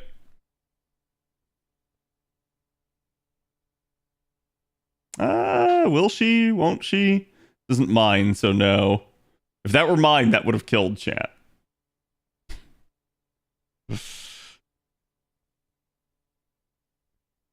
Ah, I see. Well, that'll still kill. It like didn't press when I tapped the arts. There we go. Nice and easy. 1,000 courts sure seems a lot less, knowing that they put like 30 meta units on raid up at once and Castoria is coming. Look, there's 2 things you should take away from them giving away 1,000 courts. One is that they could do it. 2 is that they baited everybody into rolling it. And 3 is that in spite of them giving out 1,000 free courts to a good chunk of the player base, the game still hit number 1 in sales. So it is what it is. And that's also why I would say, like, I think like the monetization crew, like Aniplex and all of them behind the scenes, have not wanted to give away an SSR, not wanted to like be generous and give things out over the years.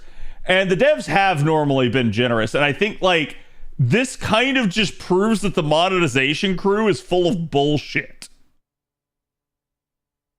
Like, if the game can still hit number 1 in sales, despite this being like the summer months when everything's like popping off and everything else is having its anniversary as well, like, it's a good sign for the game. And it just definitely tells you it's like the more stingy they are with the game, the worse it is for the game, not the better.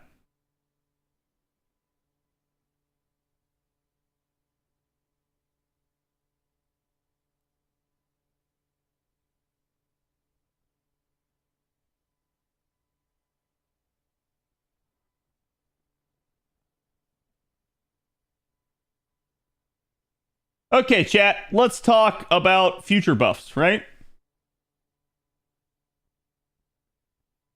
So we had day 2 here. Y'all know that.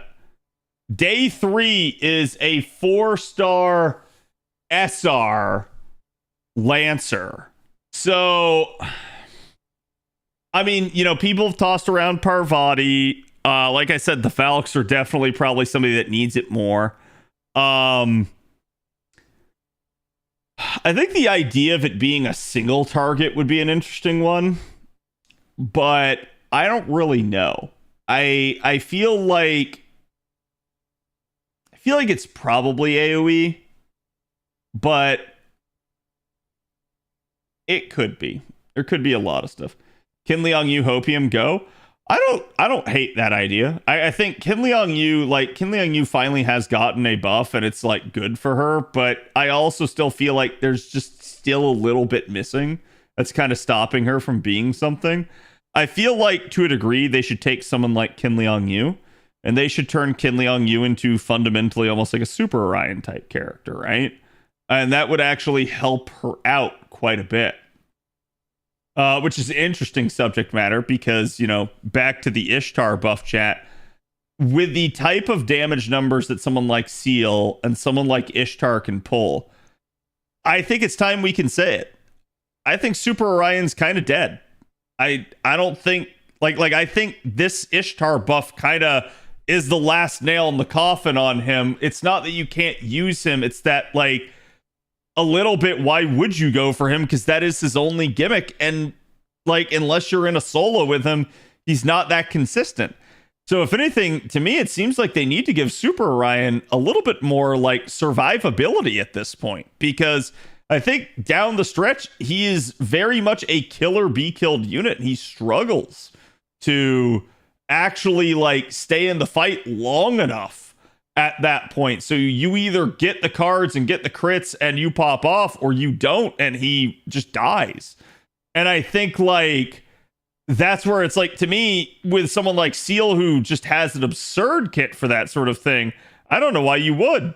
And then even if you just needed like more damage somehow, you have Ishtar. So it's kind of odd. Like Ishtar at this point, now that her survivability is consistent, has as much survivability as Orion does, and she has 50% charge baked into her kit, so she's gonna get there faster than he will. So it's like I really just kind of question some of this to a degree, but who knows? Well, we'll see what they do in the future. But again, back to this. So yeah, Keel Lancer, I pointed out, like, absolutely, like, to me, if you're gonna ask me which unit of the 4-star Lancer category needs a buff the most, it is Keel Lancer. Do I think it will be Keel Lancer? I don't know. I couldn't tell you. I think like day 2 really like throws in the trash the idea that it's like the units that need it the most are getting the buff. Which, to be fair, chat, we talked about this with like NA's round of buffs, and you had Salter get a buff basically day 1. So it's like that Salter buff is one of the strongest buffs the game has ever seen, and it was to a unit that absolutely did not need the buff. She was already on top for 4 stars. And realistically, it basically just propelled her past the 5 stars. So when we can look at the past and see stuff like that happening, we can look at the present and see it happening. I think at this point, it's not necessarily going to units that actually need it. And that is the unfortunate, sad part of this. So we'll just have to see. I wouldn't mind seeing a unit like again, someone brought up like Mama Raiko Lancer. It's like, yeah, I don't think she has had a buff. So at that point, if they wanted to like actually, you know, touch her kit, it would be nice. It like, even if it was just like, hey, give her like some charge or something like that. But, you know, I feel bad for the Kyo fans who like, God, it's basically like Mama Raiko at home, where it's like, it just doesn't do as much. So we would just have to see. I do think, yeah, I think you could buff Canis. I think Canis would definitely be an option. I think she's an interesting one in that regard, because she's also had a buff, and the buff kind of helped her, but I don't feel like people are using Canis very much either for the same reason. And I don't think it's because people don't like Canis. I think this is the unfortunate nature of gameplay versus waifu factor for a lot of people is, while people can appreciate the unit and will roll for the unit, at the end of the day, they're not going to use the unit if the unit is kind of clunky to use. And that's where it's like, yeah, I think the devs do need to like come in and actually make a usability pass through the units and ask themselves, like, regardless of a balance state, even, like, do people just not use this unit and why? And if they can come up with a legitimate reason, that may be their sign that they need to actually do something about it. Still on the bandwagon that they have a complete separate buffs for summer unit and call it summer school. That'd be a nice idea. I mean, I'll say this. I think with regards to this, and I've talked about it before, I think the devs know how to probably buff every single unit already. And the question is, when do they want to buff? And then when they go to buff, is the buff that they had already figured out strong enough, or do they maybe need to bump it up a notch? And I think that's kind of how a lot of that goes. Still surprised they didn't buff Eris at Evo. Eris could definitely use it too. So yeah, I mean, who knows? Maybe it's something like Eris. All right, chat. 1-star Berserker. There are only 3 candidates for this. Your candidates are Asterios,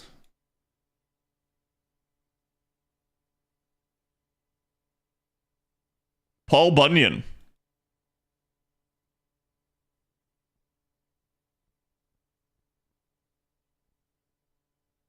and your main man, Mr. Spartacus.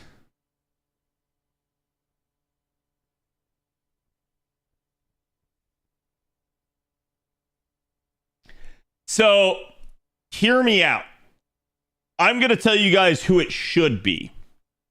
Absolutely, unequivocally, it should be Asterios. Asterios is a relic of the past. He is somebody that deals primarily in attack down and defense down on enemies. And he is very still outside of those confines squishy in a game that just wants to throw debuff immunity on a lot of stuff, in a game that wants to throw debuff resistance on a lot of stuff, in a game that wants you to prevent damage rather than soak it. I'd like to see them do something with him.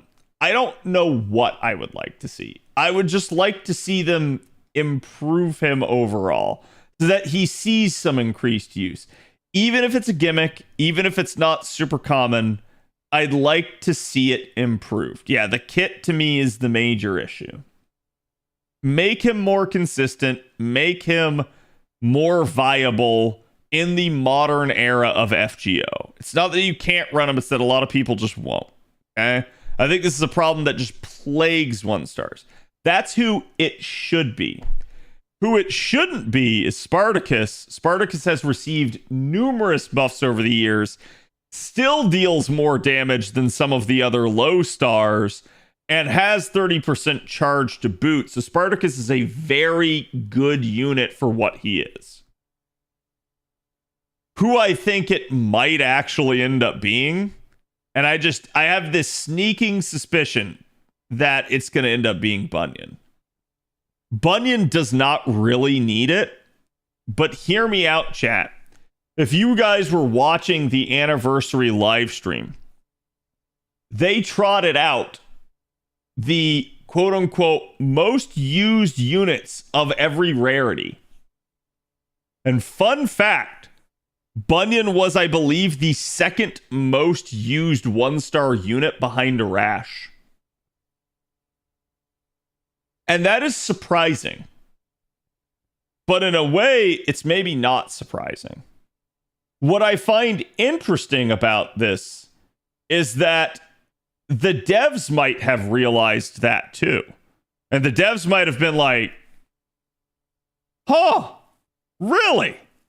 Maybe let's buff Bunyan. So, like, it is what it is. But because Bunyan recently got name dropped prominently in front of a lot of people, I could see it. So we'll just have to see. I think this is a really, really interesting one. But personally, I hope it's Asterios. But hey, it is what it is. Day 4. 4-star writer. Unfortunately, there are a lot of people this could be. And there are multiple factors why. You have welfares out there like Kentucky Berserker. You have 3-star monsters like Ushi Wakamaru. You have other welfares like Habitrot. And that starts to go like, whoa, hold on. That's not looking good for our 4-star writers. And I'm going to be real with you, chat. I feel like the vast majority of 4-star writers are underwhelming.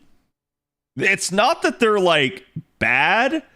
They just kind of pale in comparison to a very robust set of permanently available units. And that's kind of their problem. Yeah, Yuri Pirates is a safe bet due to the animation update. Okay. And that in and of itself could see the light of day. To me, though, I actually feel like Yuri Pirates are mostly in a good place. They basically have most of what they need. So unless they just like want to give them like charge or something like that, I don't know. I don't really know. I don't think they necessarily need that. Surfmo would be an interesting one. They could definitely give Surfmo an NP interlude, and it would drastically help her situation out. But at the end of the day, this is the Squirtoria problem all over again. Like, so people will argue until they get blue in the face that Squirtoria does not need an NP interlude.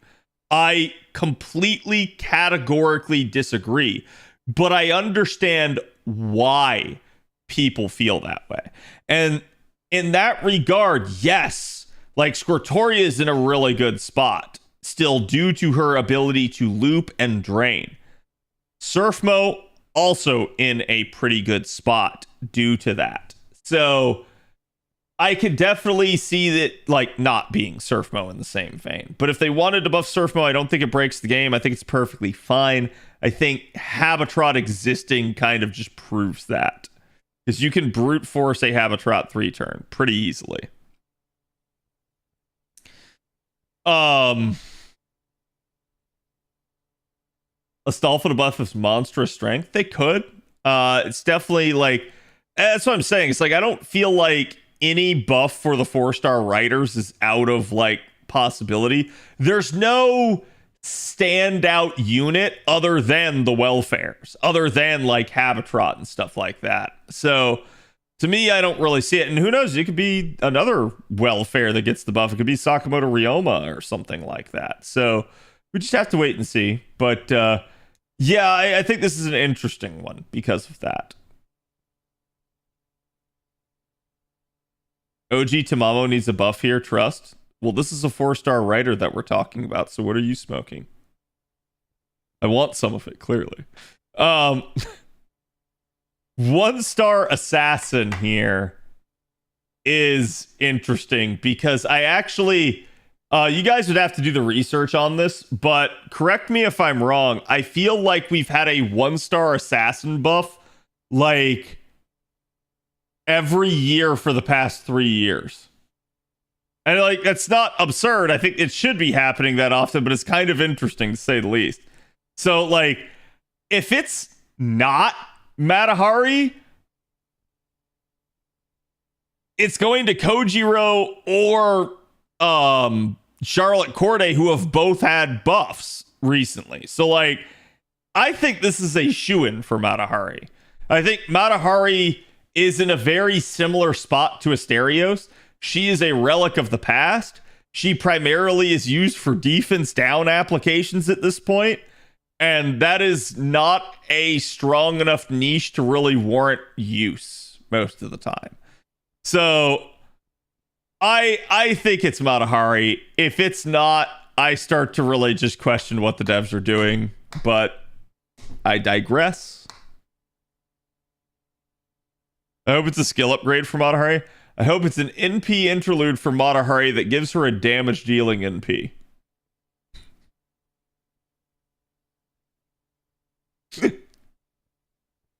But like, yeah, I mean, you're not wrong, right? Like, she really needs the skill upgrades. I think that's the problem with a lot of the like 1 and 2 stars.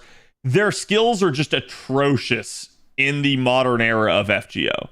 They are RNG, they are low percentile, they are ineffective, and I think a lot of 1 and 2 stars, their kits are just the entire reason why they struggle to perform. Yeah, I mean, I'm going to say this, chat. If they give her a buff, I hope they don't just stop at fixing something. I hope they also buff her on top of that. That would be my hope. Because kind of like with the Medea buff, at this point, it's not enough to just fix a problem with a low star. They struggle to even be viable in an end game. So I really hope that they do more there.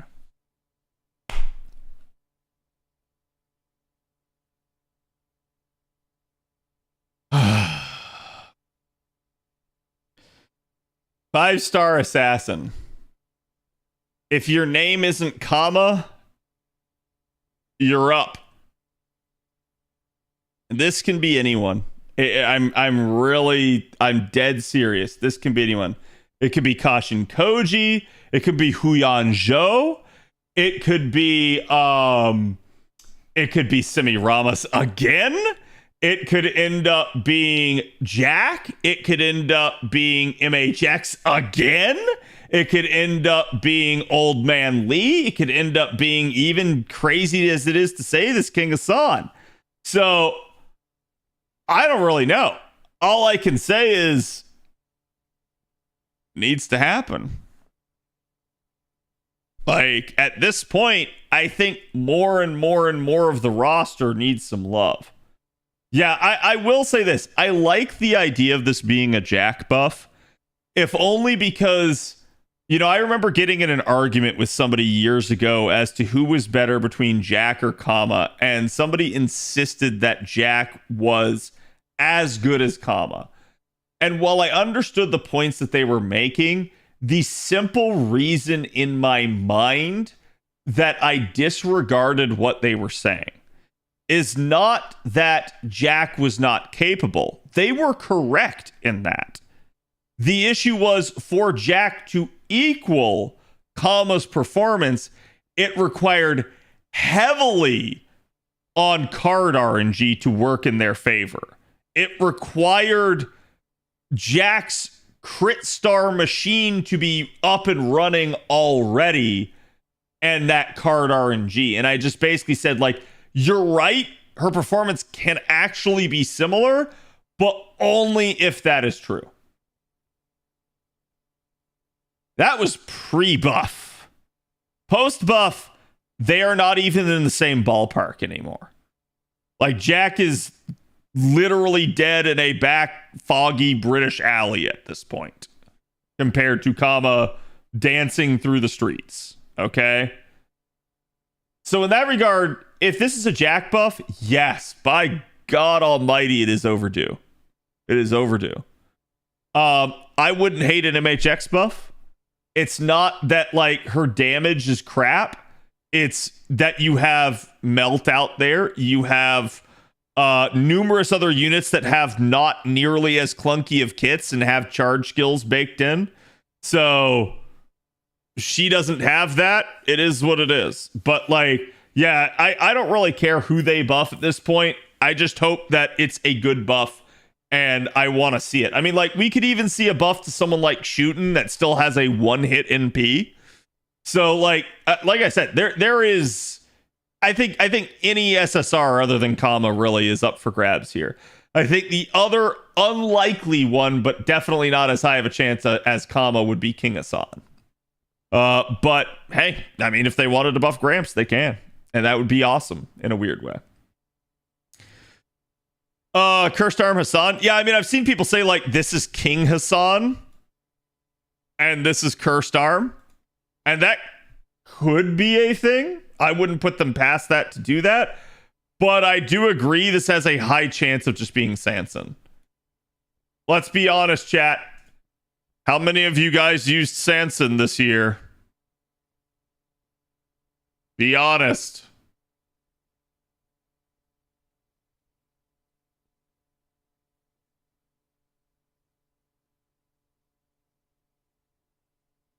Well, there was a tower. Yep. But this is why I said for chat to be honest, and behold, look how many no's and who's I'm getting in chat.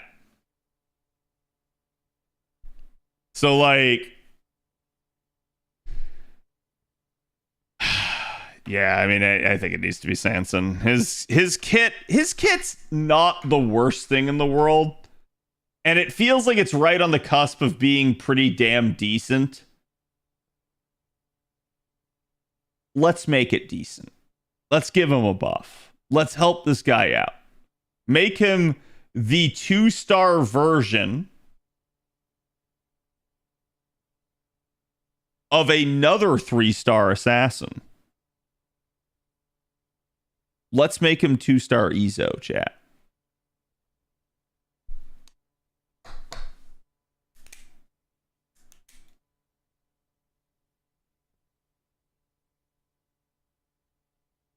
That's a great idea. Yeah, I'd love to see it.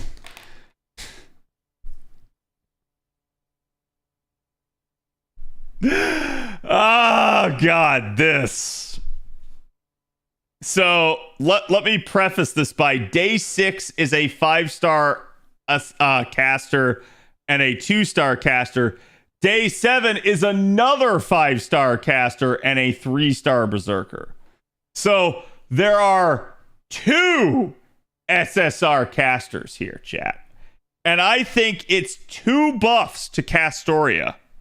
One is to give Castoria healing, and the other is to change her NP into unpurgeable anti-purge defense.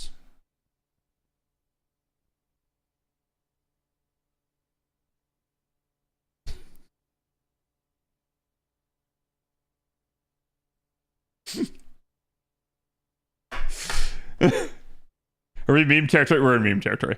Okay, so who could actually get this buff? Well, let's analyze this. Hate to break it to you guys, Medea just got a buff. I could see the single targets getting some love here. The weird part is, of the single target casters, the SSRs are the best off. So, like, you want to come in and buff Ilya and buff, like, Sanzang again? That's kind of weird. And even Izumo no Okuni is just, like, still good. So, like, I don't know. I think the way you justify this is melt again. But to a similar degree, chat, what about the AoEs? The way you justify that is Tiamat. Tiamat's also shitting on all of them. So I think if your name isn't Ask, Merlin,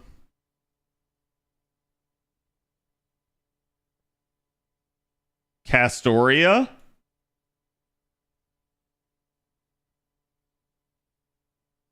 and you are a 5-star? Yeah, probably Alice. I agree.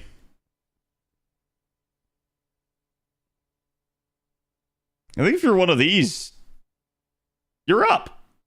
You can get that buff. I think, like, these 4 are relatively well off.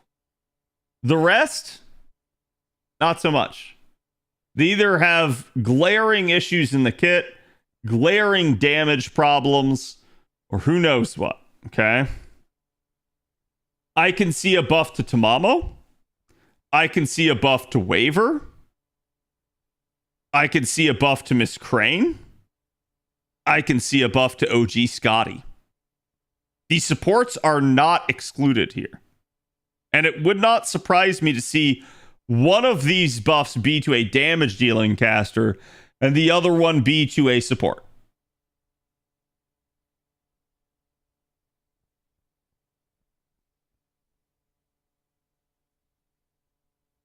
Now, I like the idea of like a Scotty buff. And hear me out, chat.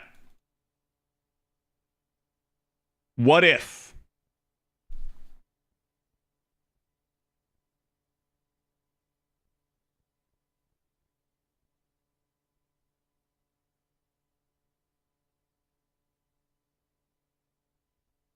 That's the buff.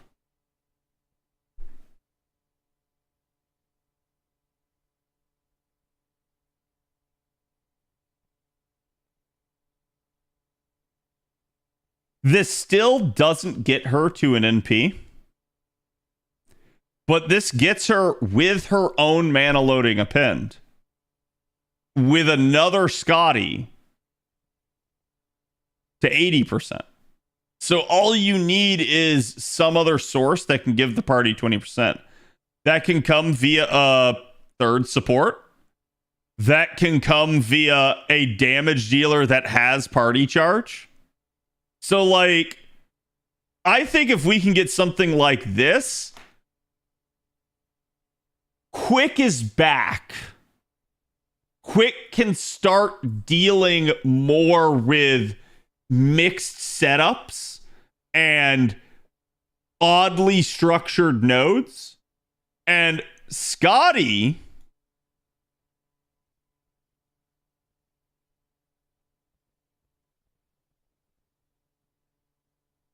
can get access to this bullshit.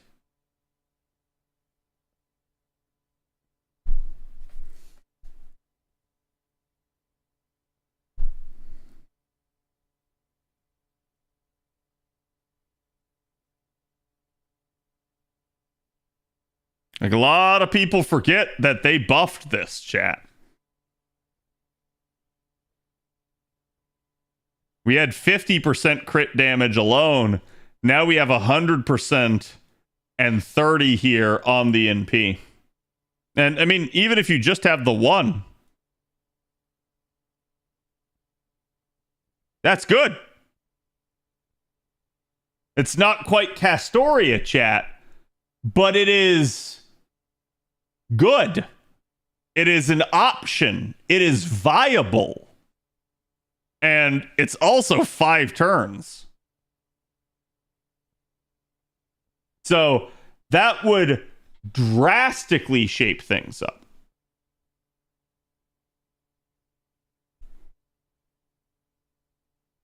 And the other interesting part about something like that is when I said this doesn't get Scotty to an NP, right? Let's assume 2 normal Scotties. And then you have a damage dealer. Damage 1, right? Let's say they both dogpile the 50% charges on the damage dealer. Well, then that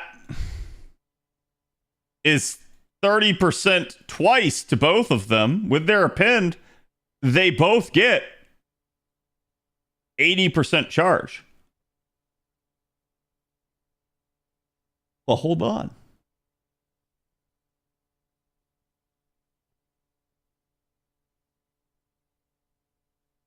What if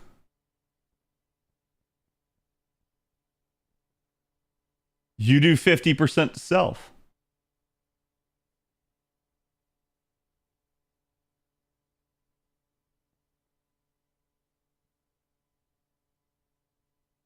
They each have their append.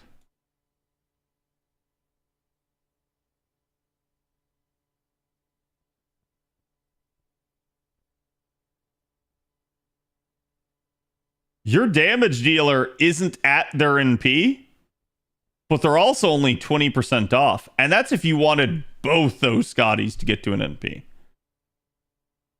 What if you just wanted one? Then one of the Scotties doesn't get to the NP and the other does. So this also starts working better since it's a 30% with mana loading appends, which has historically been a little bit of a problem for the Scotty system. So this actually starts to work things out a lot better. This actually starts making the system work better with the current game systems as a whole. So I like that idea. Do I think they'll do that? Probably not. And let's be honest, a buff like that has major issues. If they change something like this and they go like, hey, and now it's also 30% to the party. Current balance state for quick units goes up in flames. Because you start seeing certain units become way more viable due to that, and other units unable to really meaningfully take advantage of it. And to be fair, this is what happens with any major system shakeup. Like this is what happened when Koinskaya came into the game to Buster units, for instance. So it happens. It is what it is. The question is, do the devs want to shake things up, or do they want to preserve the status quo? Hear me out. I am betting the devs want to shake things up. And I'm going to give you another context, chat. How many of you guys watched the anniversary stream and they revealed that Waver was actually the most used unit for the first 3 years?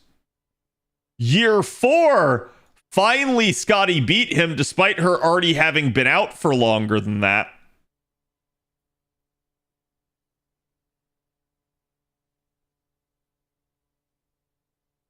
And then Castoria was the next 5 years.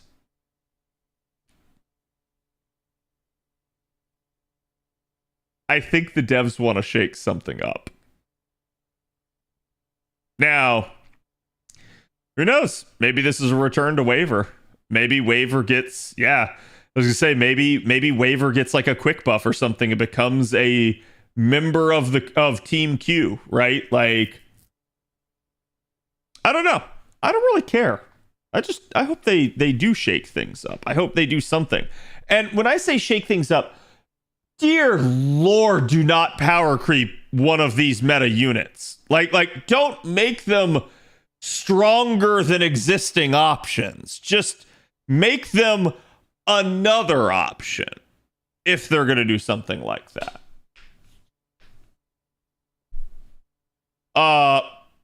Damage dealer units, like especially for the AoE. So I've seen a lot of people toss out Umu. Hear me out. I can't type in Umu.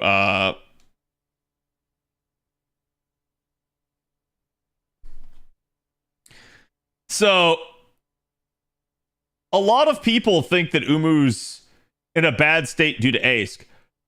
Ask is stronger than Umu. So could Umu get a buff? Yes. Is Umu in a bad place? No. And the reason why is right here. Everybody remembers that the skill is 7 turns, therefore it doesn't work in the Kainskaya system. That's what everyone remembers. Everyone's forgetting this exists. You can now double up that skill.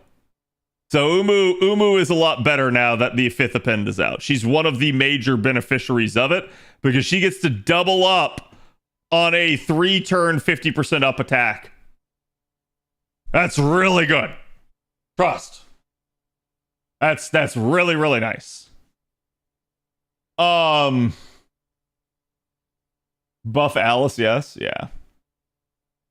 I've already talked about Tamamo buffs in the past as to what I think they could do with her. I think it's an interesting thing, but yeah, it is what it is. So, like, I mean, I think, like, there's a lot of units that they could still give love to. We'll just have to see what they do down the stretch for some of the stuff.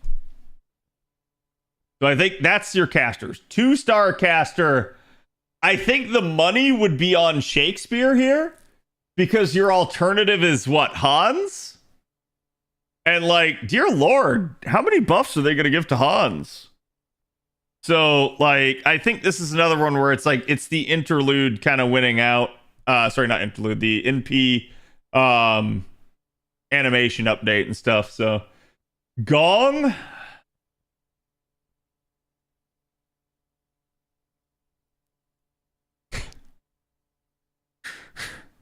Chat, please don't make me re-review Gong. Please don't make me re-review Gong.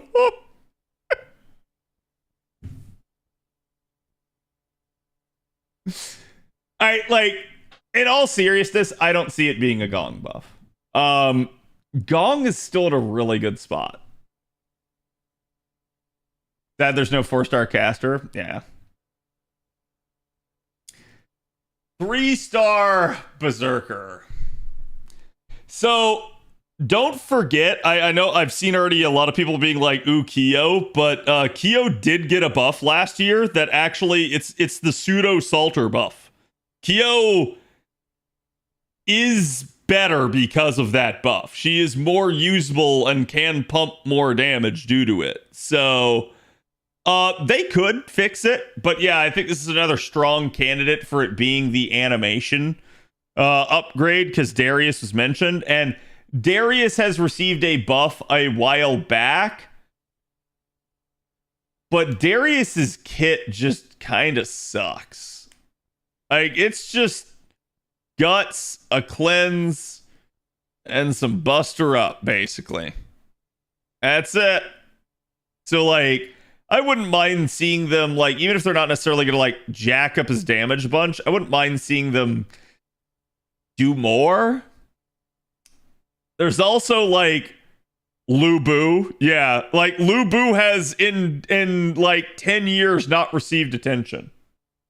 So, like, if they want to give Lu Bu some attention, I am A-okay with that. And that Lu Bu was the first one I mentioned to other people. But Darius makes a lot of sense. So if it's Darius, it's not going to surprise me. Mori's an interesting one. I feel like Mori is in a similar place to like Kinliang Yu, where I just go like, hey, this is a fun unit to use as a gimmick, but I'm not sure that the unit is strong enough really to use normally. I think you can pop off and get some damage. So I think one of the things I would like to see is for them to pay attention to Mori's like self-harm mechanic and maybe do something with that, since that is his truly unique deal. So like, he's basically, to understand chat, Mori is a glass cannon. He will keep getting stacks of damage up basically, while also giving himself stacks of defense down. That's fine, but they probably need to like either give him some survival to help him drag that out, or I don't know, like give him some sort of like, if you kill me, I don't know, like shit, they could give him like a counter and say like I recoil and I hit you back and then I die or something like that. So they could do some interesting stuff with him. Low HP memes like Ijikata, yeah. I feel like Mori would be a Gouda buff, not Annie, but don't you remember? All of chat has told me that Gouda Gouda is canceled. They will never run a Gouda Gouda ever again. I'm sure Gouda is probably coming later on down the line, but it has been gone for a suspicious amount of time now. It's 100% a Lu Bu buff. If they go with the same idea of like Medea, then yes, I agree. If they go with the like, hey, we're just buffing all of the animation update units, then it'll be Darius.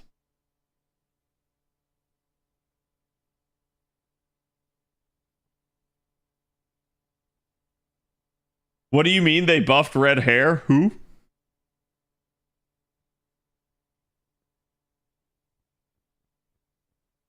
But yeah, you're not wrong. Like, Mori is probably not here. But I think you could maybe make some arguments for some of the other stuff. And it just is what it is. We'll have to see.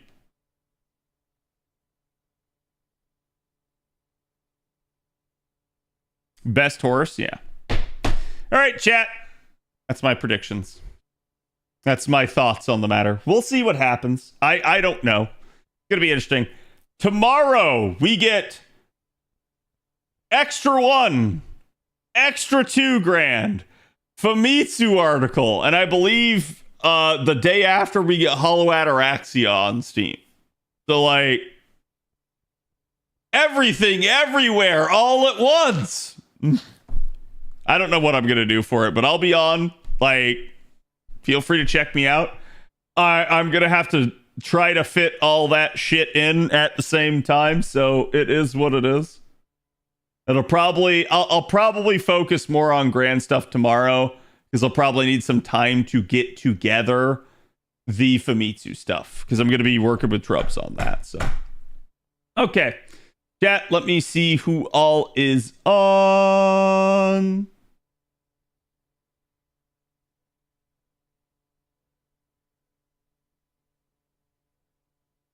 Aha! Let me send you guys over to Mr. Gacha Gurus. He is on tonight. And again, I'll be back tomorrow. If you guys haven't already, check out the YouTube. We got 2 new videos out today, including the buff analysis from yesterday and the Olga analysis as well. Make sure you give that one a watch. Olga's a really interesting one. And don't forget, follow me on Twitter. Follow the Twitch here. Subscribe on YouTube. Join the Discord. Always happy to have you guys. So, again, I will see you guys for the next one. Go give Mr. Gacha Gurus my love. Good night.